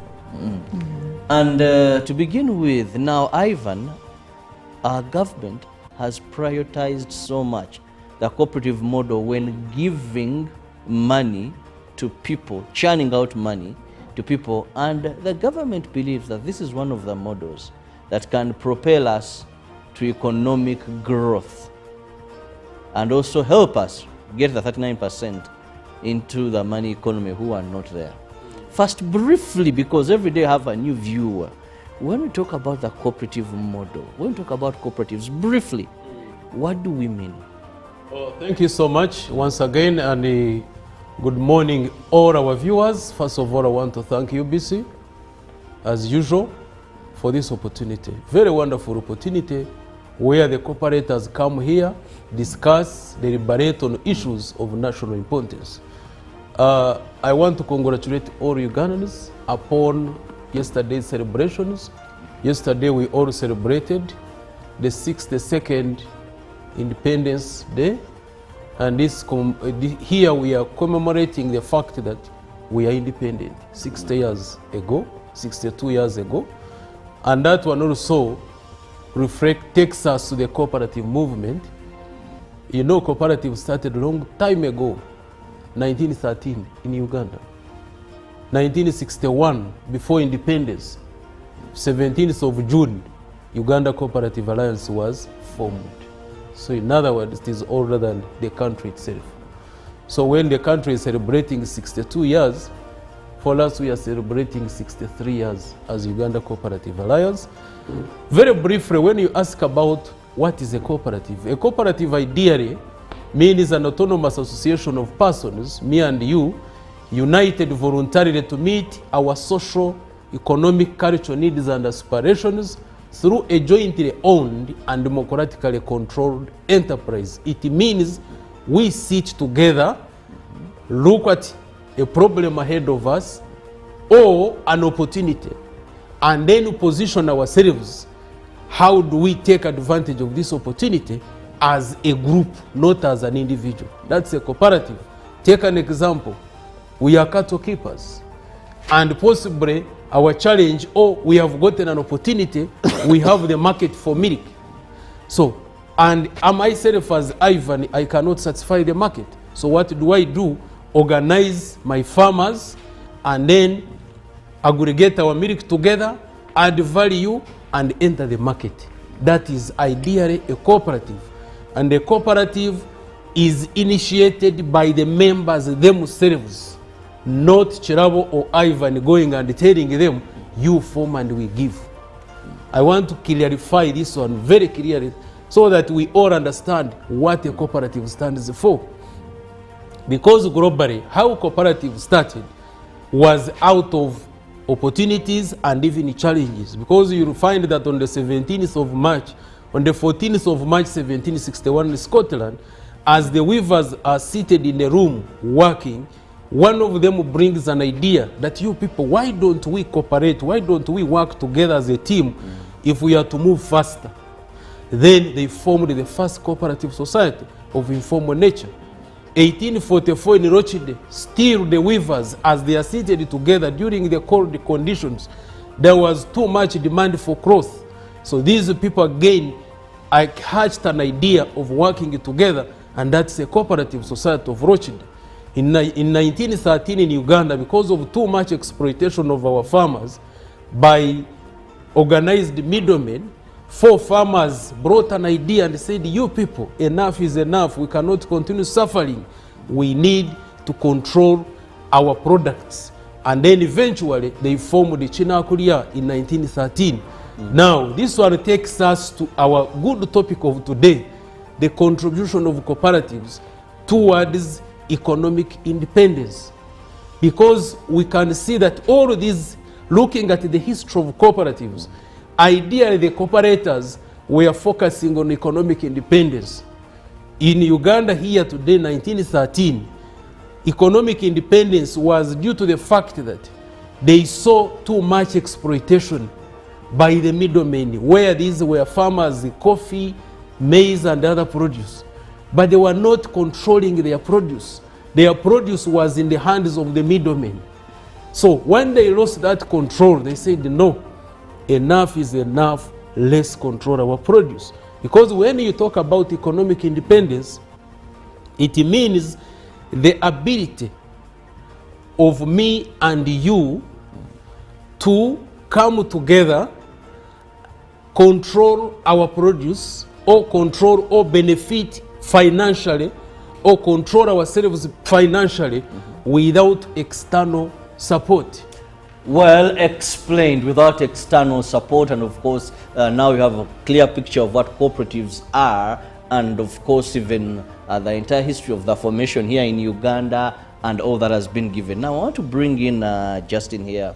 When we talk about the cooperative movement in Uganda, help us understand how are we doing of late, because very important that the vehicle we are looking at as being able to bring Ugandans to economic independence. How have Ugandans embraced it? Are cooperatives vibrant? Is it a thing that anyone understands? Or are we still thinking of the history that we once had cooperatives? Yes. Thank you so much, Mr. Chirabo. Today, when we look at the cooperative movement, it has made a very big stride. Yesterday, when the president was in Busia, he talked about using the cooperative model when he talks about the PDM, the myogas. And when you look at the longer vision, when you look at Vision 2040, we are talking about achieving higher household incomes through employment and for socio-economic transformation. And the president stated, actually, when we engage with the economists, they tell us that currently, Uganda, our projections, by the end of the financial 2024-25, they hope that our economy will have grown to around 57.5 USD dollars by growth. But that's if we have used the exchange rate, the foreign exchange rate. But if we are to use the combined effort, these are like the models that we are bringing on board, the public-private partnerships, where we have other players on board. The projection is by the end of the financial 2024-25, we shall have grown up to USD 63.3. So we see that the cooperative model is one of the vehicles we can indeed use. We project that I want to see Uganda grow to a projections of USD even $500 billion. So how do we attain this? We thank the president so much for highlighting the cooperative. When he talks about PDM, when he talks about Emyoga, these are cooperatives. And indeed we have seen. Today we are talking about 18 million Ugandans who are cooperators. We have around 557 cooperatives countrywide. So we have grown, but we want to see today as Uganda Cooperative Alliance, we come here to see that how do we translate, how do we work with Ugandans into this economic journey? How do we become that the vehicle? How do we use the cooperative model to walk into the socio-economic transformation, the desired economy? We are talking about the Sustainable Development Goals, the African Agenda, the Vision 2040 of the East African Community, and our own Vision 2040. So we are coming in to say that as Uganda Cooperative Alliance, we have the structures, we have the members. All we need to do is to government to engage us, to tap onto us. We have, by the way, models. We have development models. We have the FACT methodology. This one targets equipping members with the skills, with the needed expertise of writing proposals. We have the UCA, Uganda Cooperative Alliance tripartite model, where we have a cooperator who belongs to a circle, and at the same time, they belong to a cooperative. When the president is talking about a model to use, a vehicle, there is no better model than the Uganda Cooperative Alliance model. Because when a member belongs to a circle, that means you will have access to finance. You will have access to capital to carry on whatever business that you want. The General Secretary has talked about cooperatives. For us in cooperatives, we work on principles. In fact, the other day they were talking about issues of the framework for Emyoga, for PDM. We should tap into the expertise of UCA. If we all moved according to the cooperative principles, we would even not have issues. Because now today we are talking about socio-economic transformation. This is our third pillar as cooperatives. Socio-economic benefit.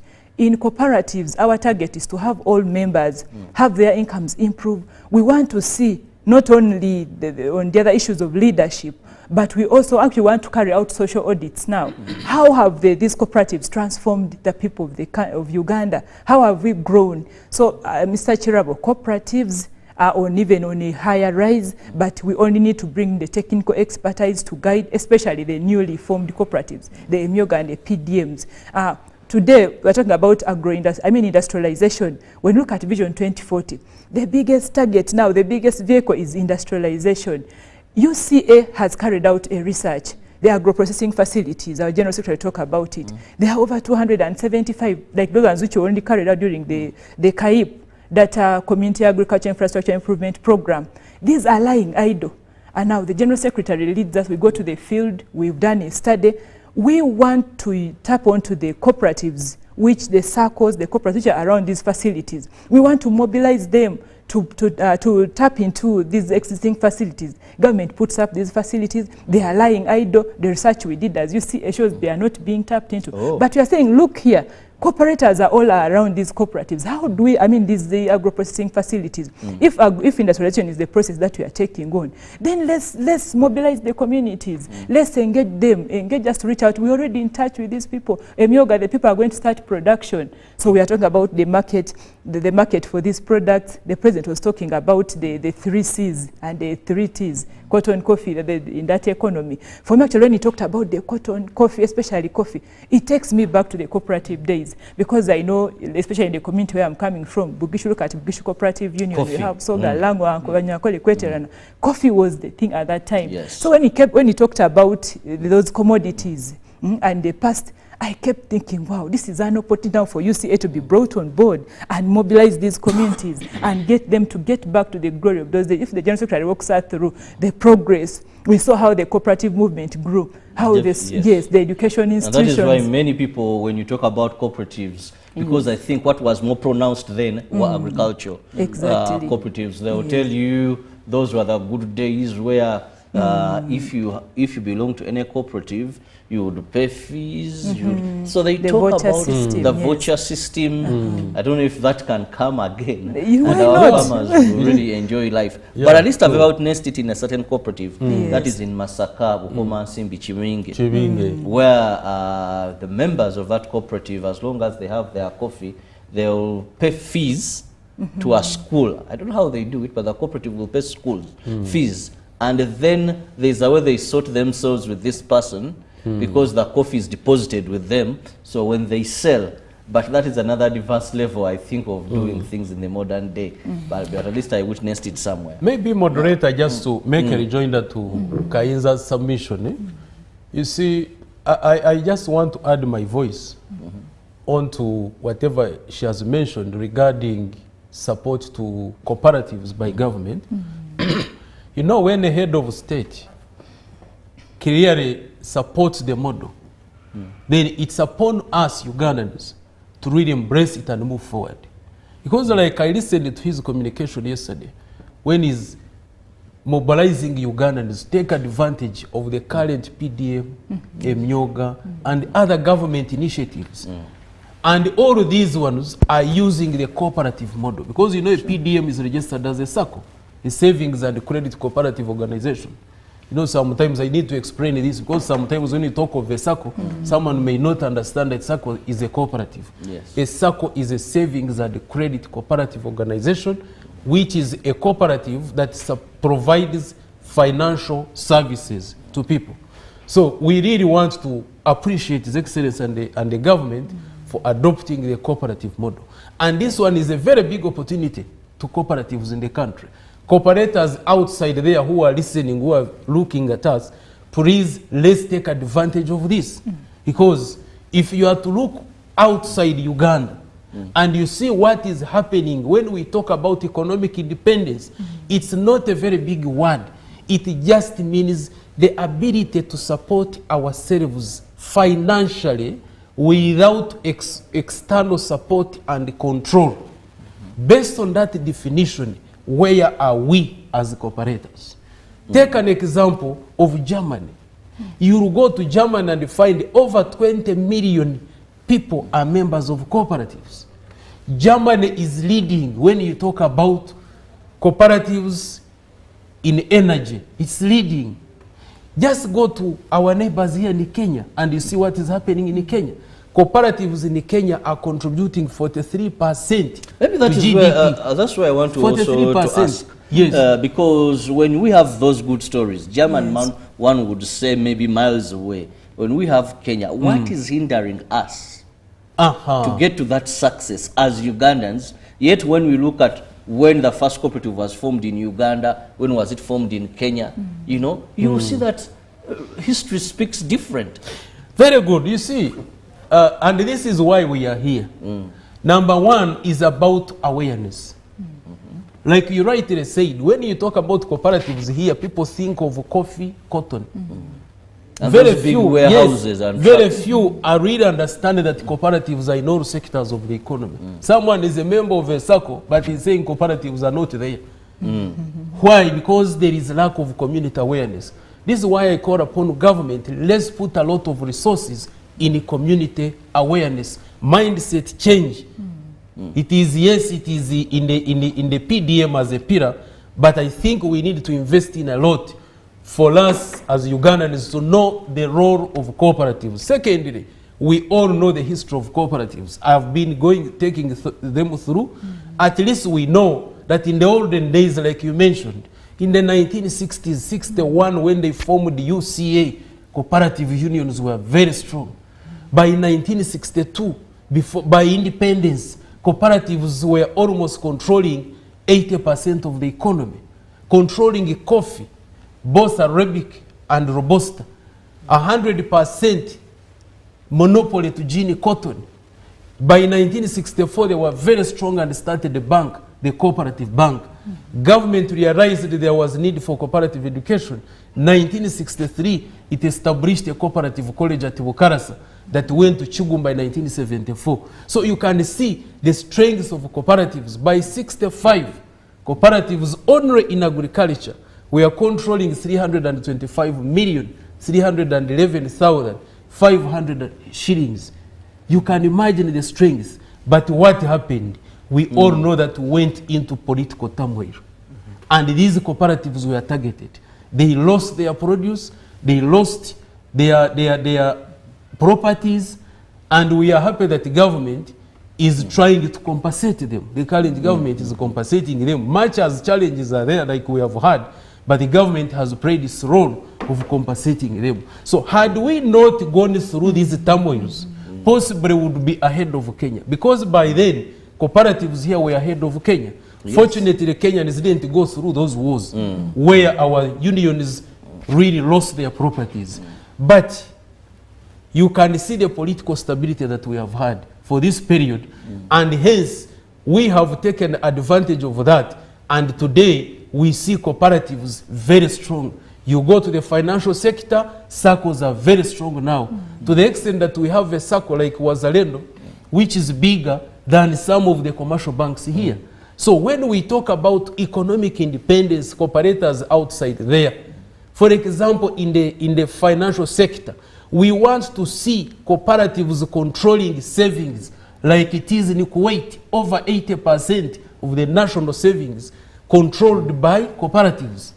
So we would want to see now these circles coming up very strong, and then we consolidate our money through a cooperative bank so that we control the financial sector. We go to the insurance. We want to see these cooperatives consolidating their wealth and controlling the insurance sector, whereby you will find, like it is in Kenya, the biggest insurance company being Cooperative Insurance Company. Would really want to see a very big insurance company here purely owned by cooperatives. Let's go to agriculture.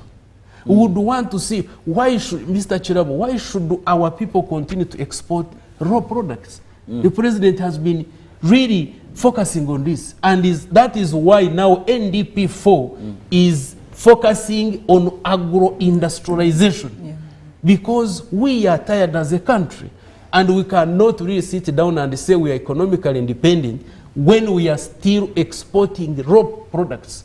You can imagine you export coffee to Switzerland. You pay a farmer. This season, I'm a farmer. I grow coffee. I received 13,500 per kilo. But now, when my coffee goes to Netherlands, it's processed into Nescafe. A kilogram of Nescafe here in the supermarket, you can't imagine how much it costs. It's almost close to 200,000 Ugandan shillings. So the question is, are we economically independent? No, because we are still depending on Europe to process our coffee and then again send us the coffee at a very expensive price. So economically, what do we need to do is now to empower these cooperative unions like it was. You can imagine by 1952, a cooperative society established a coffee processing plant in Chabakuza. 1952. By 1962 independence, cooperatives owned 14 gineries and 7 coffee churning works. So by what do we mean? If we move at that pace, the way we were then, because forget about the political turmoil, we are now done with that situation. We are now politically stable. So, assuming we take that advantage of the political stability, then we consolidate all our coffee as unions. Then we work with the government. We have a coffee soluble plant here where we can actually process coffee and export a finished product. Then we shall say we are economically independent because we will be controlling the entire value chain and Ugandans will make money. You go to cotton. Why would us grow cotton, export cotton, but you run to Owino to buy Mivumba?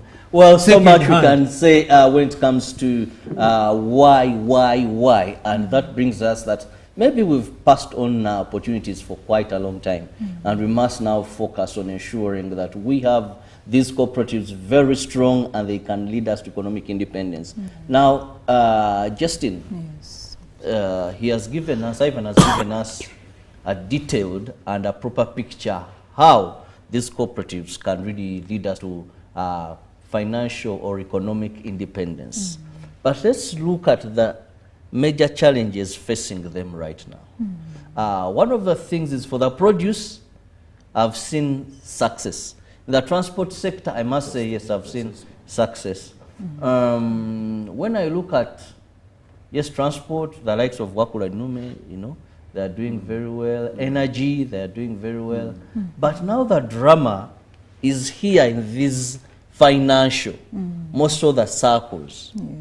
That is where we are finding a lot of problems. Challenge after challenge. Someone comes out and says, but you see, we are the founders of this thing. He tells you openly that, you know, Mr. Chirabo, I don't know when you joined, but yes, Mr. Chirabo, as Uganda Cooperative Alliance, we have carried out a capacity needs assessment. Okay. This capacity needs assessment was done countrywide. We had a sample of different cooperatives in the different regions of the country. And we have come up with a report which clearly documents the challenges, some of the challenges that the cooperatives in Uganda face.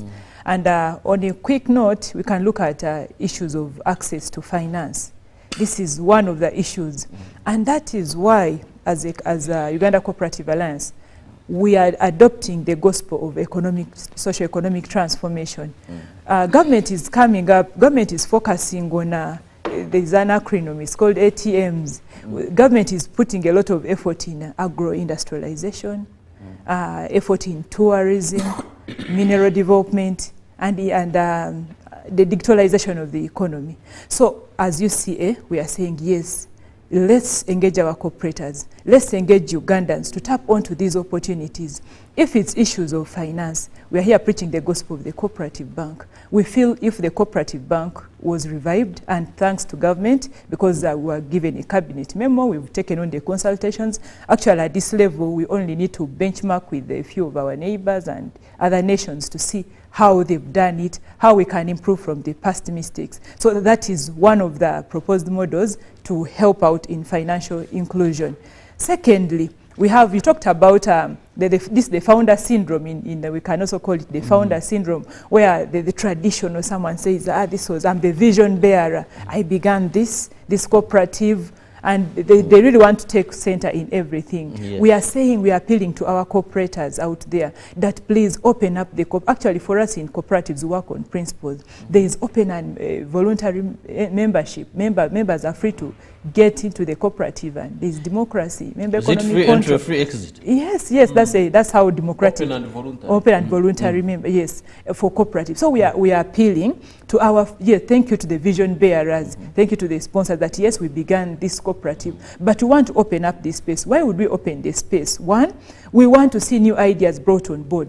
For instance, we want to see women engaged in this, in our capacity needs assessment. We established that women and youth have not tapped much into the cooperative sector. They've not gotten into. So we are appealing to the cooperators out there that we should encourage the young people, because young people come on board with new ideas. We are talking about digitalization. This time the world is going we are all going, you know, global. We are onto the technology. We are doing everything. Most of the things we're going to be doing online. So we want the cooperative sector to tap into digitalization. How these young people can help us reach out to the markets, you know, market the products, seek market out there, and show the world what we have. So we are saying that the space should be opened up. The other issues, one of some of the other challenges that we established in the field were to do with the understanding of the ideology. We need to do more sensitization as UCA, let people get more to appreciate our principles, because we are given that mandate under section 33 of the Cooperative Societies Act, Cap 107.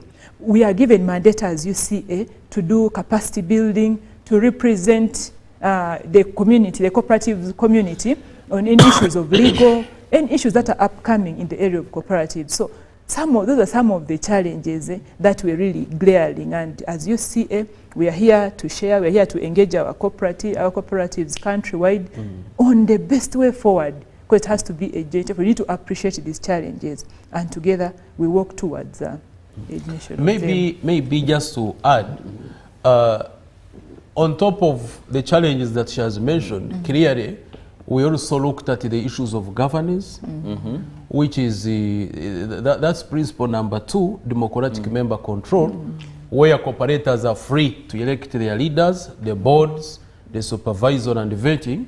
So there are those challenges of governance. However, when we went deeper, we actually discovered that governance is caused by lack of information. People are not aware. Greed. No, lack of information. Once the members are empowered, and they know their roles and rights as members, then a chairman board cannot manipulate them. But you see, they are being manipulated because they don't know. They feel the board is the alpha and the omega.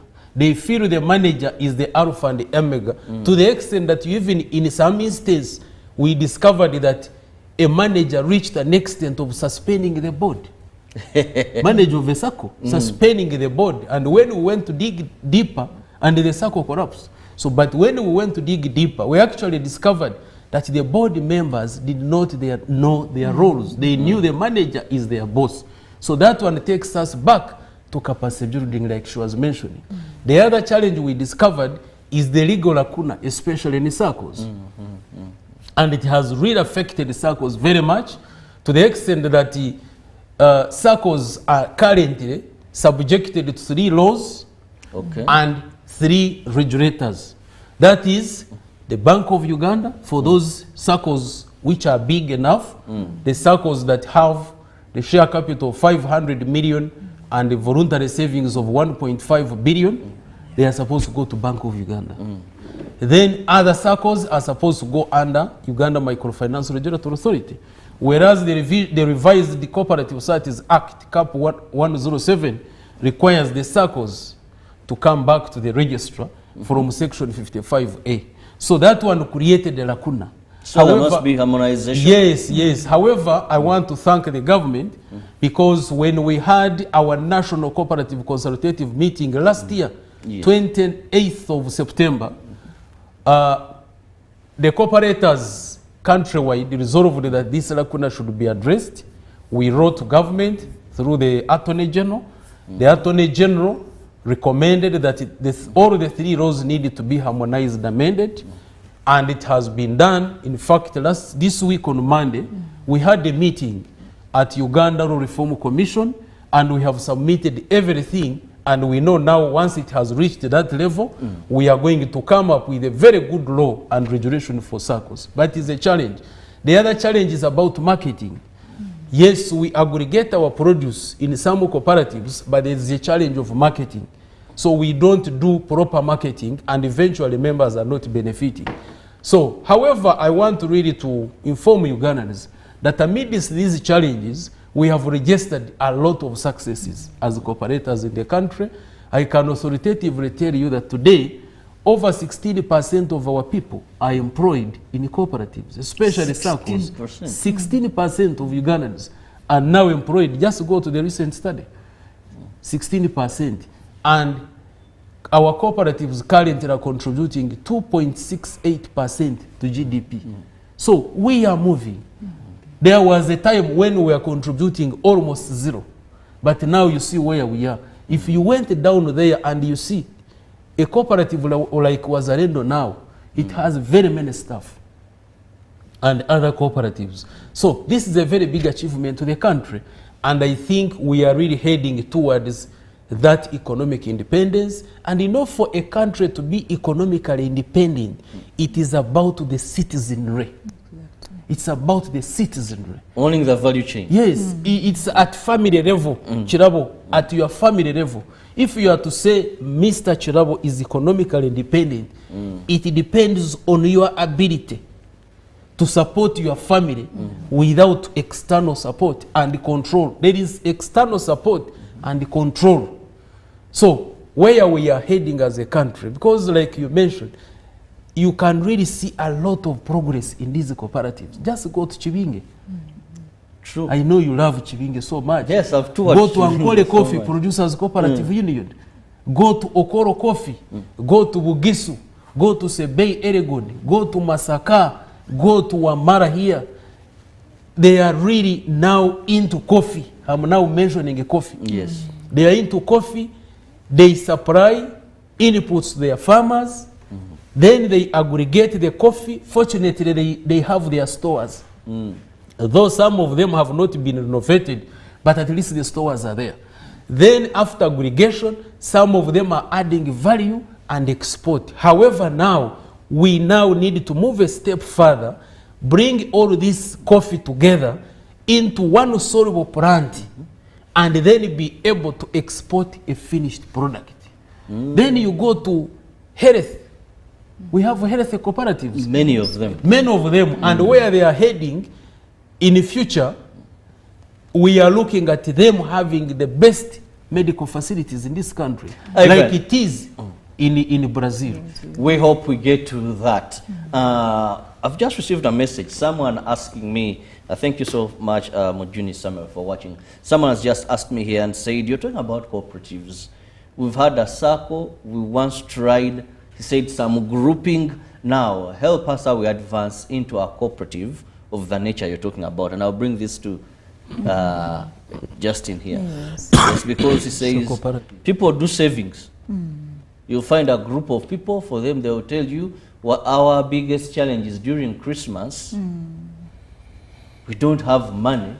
People have to travel to the village, people have to eat and all that. So for us, we save from the year when it begins this particular, by the end of the year, we have a lot of money on us. Yes. I know of a group that saves that. They were, I think, about 10, and by the end of the year, they had over 24 million. Yes. No, now the question was, we sit share, everyone goes through Christmas. Yes. Some have tried to help each other market together, but formalization, making it something recognizable, also to benefit from so many benefits actually. Mr. Chirabo, I'm glad that those people already have a common interest, because at least they've come together, you know, to save that money. They say we are saving, but now what we need to help that group is registration. Of course, when you come together with that common interest, that to formalize it, we need to go through the processes. You need to get to the district. When you get to the district level, we have the commercial officers. They will help the group on the formalities, how the forms they will have to fill, and then eventually we shall see this group registered as a circle with a registrar of cooperatives. Even as at Uganda Cooperative Alliance, we also have technical people who help out on registration. But it's a process. They let them visit the district commercial officers. They are the ones who, though the law says we should have cooperative officers in every district, but currently the resource is not enough to enable us to have cooperative officers in all our districts. But commercial officers out there are doing a good job. They are helping out. Actually, for us, as you see, we look at them as our foot soldiers in the community as far as cooperative cooperatives are concerned. So the group needs to formally reach out to the district commercial officer. They'll help them out to fill the forms. And of course, I believe as long as their membership is 30 members and above, that's now a primary cooperative. It's a SACC at that level. They'll help them out with the procedures, how to fill those forms, and eventually transit into, they'll be given a probationary period, but they've been around for some time. And having looked through their documents to see the membership, they are saving, how much are they saving, the shares, they'll be guided through all that, and formally they register.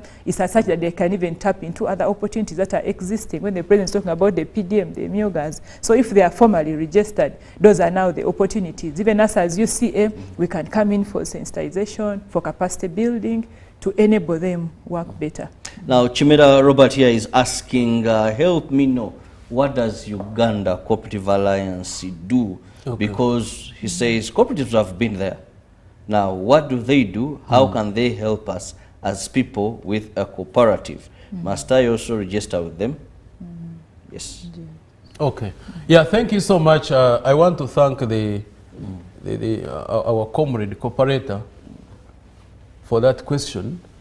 Like as earlier mentioned, Uganda Cooperative Alliance was registered on the 17th of June 1961 as the umbrella body for all registered cooperative societies. For us, we are a bit unique. We are not like these other member-based organizations. For us, we are an umbrella for everything that has the word cooperative society in the name falls under Uganda Cooperative Alliance by law. Now, what do we do? Number one is exactly what we are doing now, capacity building. Capacity building of whichever form.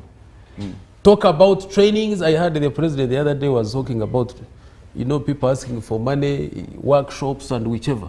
For us, that is not our approach. Our approach is capacity building. We go to the lowest person. And this is why we really appreciate UBC. Now as we are here, even a person deep there in the garden is able to see and understand and learn, as compared to if I was to hold a workshop in Kampala and then I invite a few people. But using this media, you reach out to many, especially down there, who are able to, someone you will just go to a trading center. They always call me. I've been in a trading center and now they know every Wednesday. It was because of independence, but they know every Wednesday, 8 to 9. They go to a trading center if it doesn't have a TV.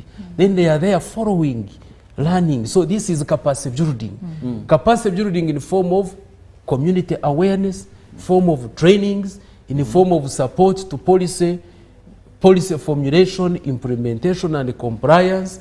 And then number two, we do lobby and advocacy as our legal mandate. In the old law, Cap 112, Section 29, it says that the Board of Uganda Cooperative Alliance shall engage government on matters of policy relating to the cooperative movement. Now it is Section 33 of Cap 107, the revised one.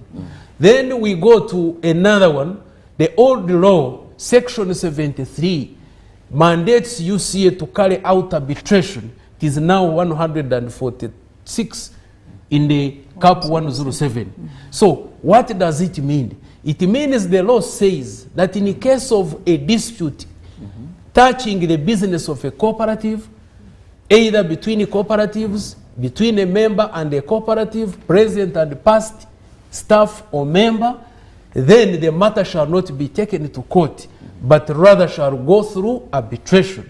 And then the board of UCA has got a role to play. And the subsection 5 says that in the event that the parties fail to appoint an arbitrator, then on request of either party, the General Secretary of Uganda Cooperative Alliance shall appoint an arbitrator. This is a legal mandate. There is also a precedence. If you go to Google, there is a ruling by Honorable Andrew Basheja, Justice Andrew Basheja of 2012 in Mbarara, which clearly says that whenever there is any dispute case within a cooperative, the matter shall not be taken to any court, whether magistrate or high court, but rather shall go to Uganda Cooperative Alliance. It is the one that is mandated by law to do arbitration if the parties fail to get an arbitrator. Then another one, the other role that we play is resource mobilization. We work with different partners.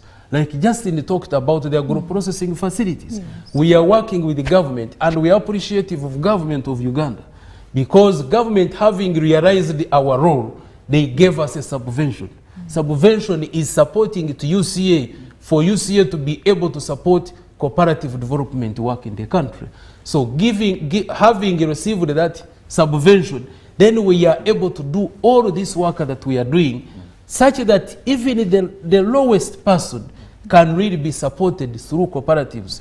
We train all these commercial officers across the country, because these are the foot soldiers. They are the people in the districts supporting cooperatives in all the districts. We trained the unions, the area cooperative enterprises, and other cooperatives.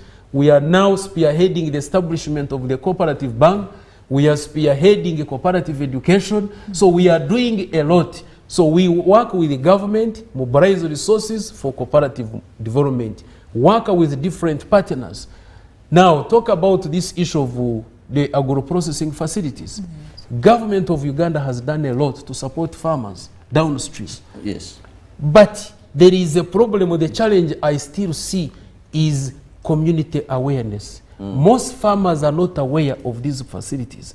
And this is why now government, working with UCA, we are really championing this. Government did a lot. Just an example, through CAIP, Community Agriculture Infrastructure Improvement Program, they established over 276 facilities across the country to support rice, coffee, dairy, rice, and maize. Then they also came up with a new project. It is the Agricultural Cluster Development Project, where they also constructed over 275 facilities supporting 5 enterprises: the maize, the beans, the rice, the coffee, the cassava. So across the country, in almost all regions. And then you have NADS, you have OWC, you have NUSAF. There are so many. So the facilities are very many downstream there. So what we are doing as UCA, which is part of our mandate, is now to partner with the government, build that capacity of the farmers, create awareness so that the farmers can use these facilities across the country, aggregate their produce together. And then also, in case there are some challenges regarding these APFs, then as mandated Section 33, we now engage government. If it is the issue of electricity, maybe the facility is not working because there is no power, then we engage government on issues of power. If it is the road, we engage Ministry of Works on the issue of the road. If it is water, whichever way, this is what we do as Uganda Cooperative Alliance. Well, the person who asked about the mandate, that is what Uganda Cooperative Alliance does. One says, okay, how can cooperatives fight unemployment? Yeah. Already I've mentioned in the country that cooperatives currently are employing over 16% of Ugandans. That is one aspect of employment. And looking at now, if you are to look at the current trend, how cooperatives are moving, especially PDM, then more people are going to be employed. Yeah. So I really want to thank UBC that we always have this opportunity to educate, to share information with Ugandans. Like this scholar now, so possibly didn't know that cooperatives are employing many people. But it is true. Many people are employed. Myself, I've been in the cooperatives for 21 years. I started as a cashier of a SACCO. Meaning, if the cooperatives were not there, possibly I wouldn't have a job. Yeah. Very interesting here. And the good thing is now, every day people get to understand what seriously are cooperatives. We want to move away from the other thinking that a cooperative must be based on produce, to move away from the other thinking that cooperatives came, shined, reached the climax, now went down and have never woken up, apart from a few. The cooperative movement is moving so gracefully in this country. I think we must just understand that there have come other forms Yeah, definitely. of cooperatives, not produce only. Types and forms. Yes. Types and forms, excuse me. Now, with the coming of these, how best in that profession, like today I'm pushing for one of the journalists. Yes, the and I know journalists. very soon, once it kicks off, the accountants will have nothing to say. Oh. Because ours will have so much. No, accountants, we have money a in it. cooperative already. Yes, but it ours is is in billions of money. Oh. Yes. You've heard of it? Accountant SACCO, ICPU SACCO, I'm a member. Oh. I sat with them during our CPD and we agreed to form a SACCO, and you know accountants are very fast. Number two, accountants are not poor. Accountants are rich people. But we have been poor, the fact that we are donating our money, passing on opportunities repeatedly. But when they got the good message, immediately we formed our SACCO. Very soon it will be the largest SACCO in the country because accountants have money. Now, I want to tell Ugandans that all professionals now are moving very fast to forming SACCOs. We are likely next week we shall come with one of the representatives of the institutional SACCOs. Wazalendo is an institutional SACCO. We have the Lawyers SACCO, Uganda Law Society. We have the medics, they have a SACCO. Now I'm very happy that the journalists are coming up with a SACCO or any form of cooperative. And I want to tell you, journalists, you are not poor people, you are rich people. It's about consolidating your wealth, the knowledge and the skills together. I will be very happy tomorrow if I see that the biggest SACCO in the country is owned by journalists. Yeah. Well, we can take a whole day discussing cooperatives in Uganda and how best we can ensure that they act as a vehicle for economic transformation. Today we are looking at cooperatives as a vehicle to economic independence. This model, if we can excel in it, because we shouldn't read of it in other countries. The cooperative bank of this country, this SACCO has this amount. We can do that home. True. And I'm happy for those that thrived or were able to survive those tough times. The Bugisu, when you talk about it, and a few. Some didn't sail through, but there are those that sailed through. Of course, they could have lost property, but with the government compensation, maybe many will come back, though it also had some challenges here and there. Now, Justin, important also to know is what are those principles that govern cooperatives? Because there's doing something right and just doing something. But you move on. Yes. So cooperatives globally, as I said, we have 7 principles that we operate on. And this has made us thrive in all sectors, all types of cooperatives. One, we talked about free, open and free membership, entry. People are free to get into cooperatives, to form cooperatives. There is democracy, democratic member control. People are free. It's one member, one vote in cooperatives. We have member economic participation. This is the pillar we are talking about today. We have concern for community, cooperation among cooperatives, member education, training, yes, and training is key. That's why the GS General Secretary was talking about the education institutions. Personally, I'm a student at Ndeja University studying cooperatives and agribusiness.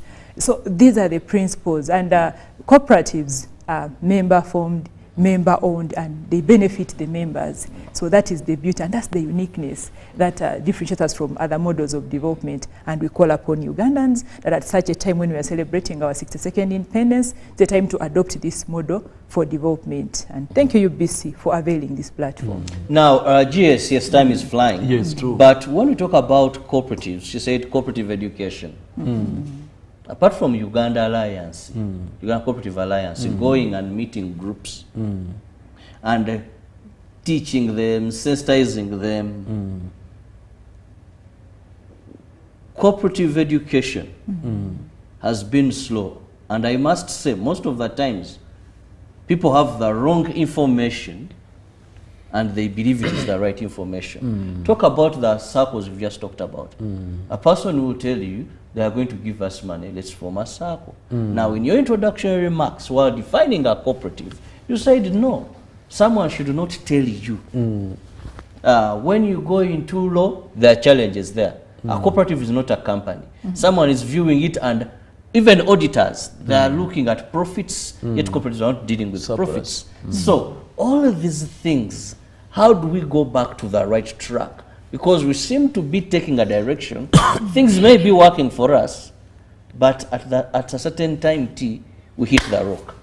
Thank you so much, moderator. You know, when cooperative education is very wide, but I will just try to summarize. Briefly, we don't have so many minutes. Yes, like Honorable was just mentioned, Justin, cooperatives are based on 7 international principles, not only for Uganda, but there are 7 international principles that were developed in Vienna Congress in 1966 and then revised in 1995 under Manchester Congress, where they added on the 7th principle concerning for community. I will not go through them. She has really ably discussed them. So that one now takes us to cooperative education. How many of us understand these principles?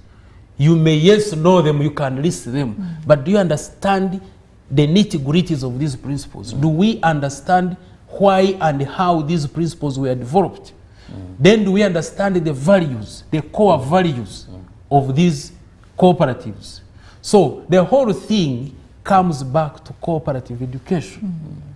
Now, it's unfortunate, moderator, I read through the Book of Commerce in Uganda here, approved by the Curriculum Development Center.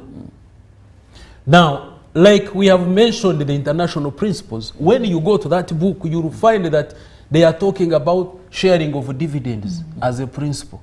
Then they are talking about equity and equality as principles, which is totally wrong. So what is the problem? The problem is about awareness or understanding cooperatives. So, and it is not, anyway, what we need to do as a country is really to invest more in education, like it is in Kenya and Tanzania. Thank you so much. Time is not allowing me.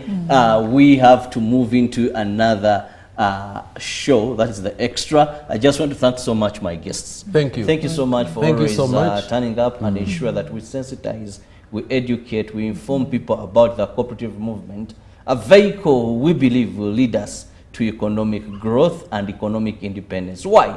Because you, the Ugandans, own your economy, own the value chain. Wealth remains with us. Wealth is made by us. See you in the next hour. Have a lovely morning.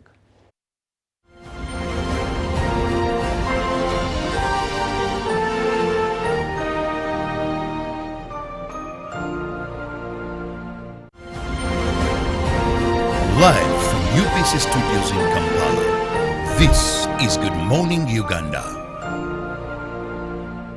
The East Africa UK Tourism and Culture Expo 2024 is here, happening on 8th and 9th of November 2024 under the theme Enhancing Tourism as Engine for Social and Economic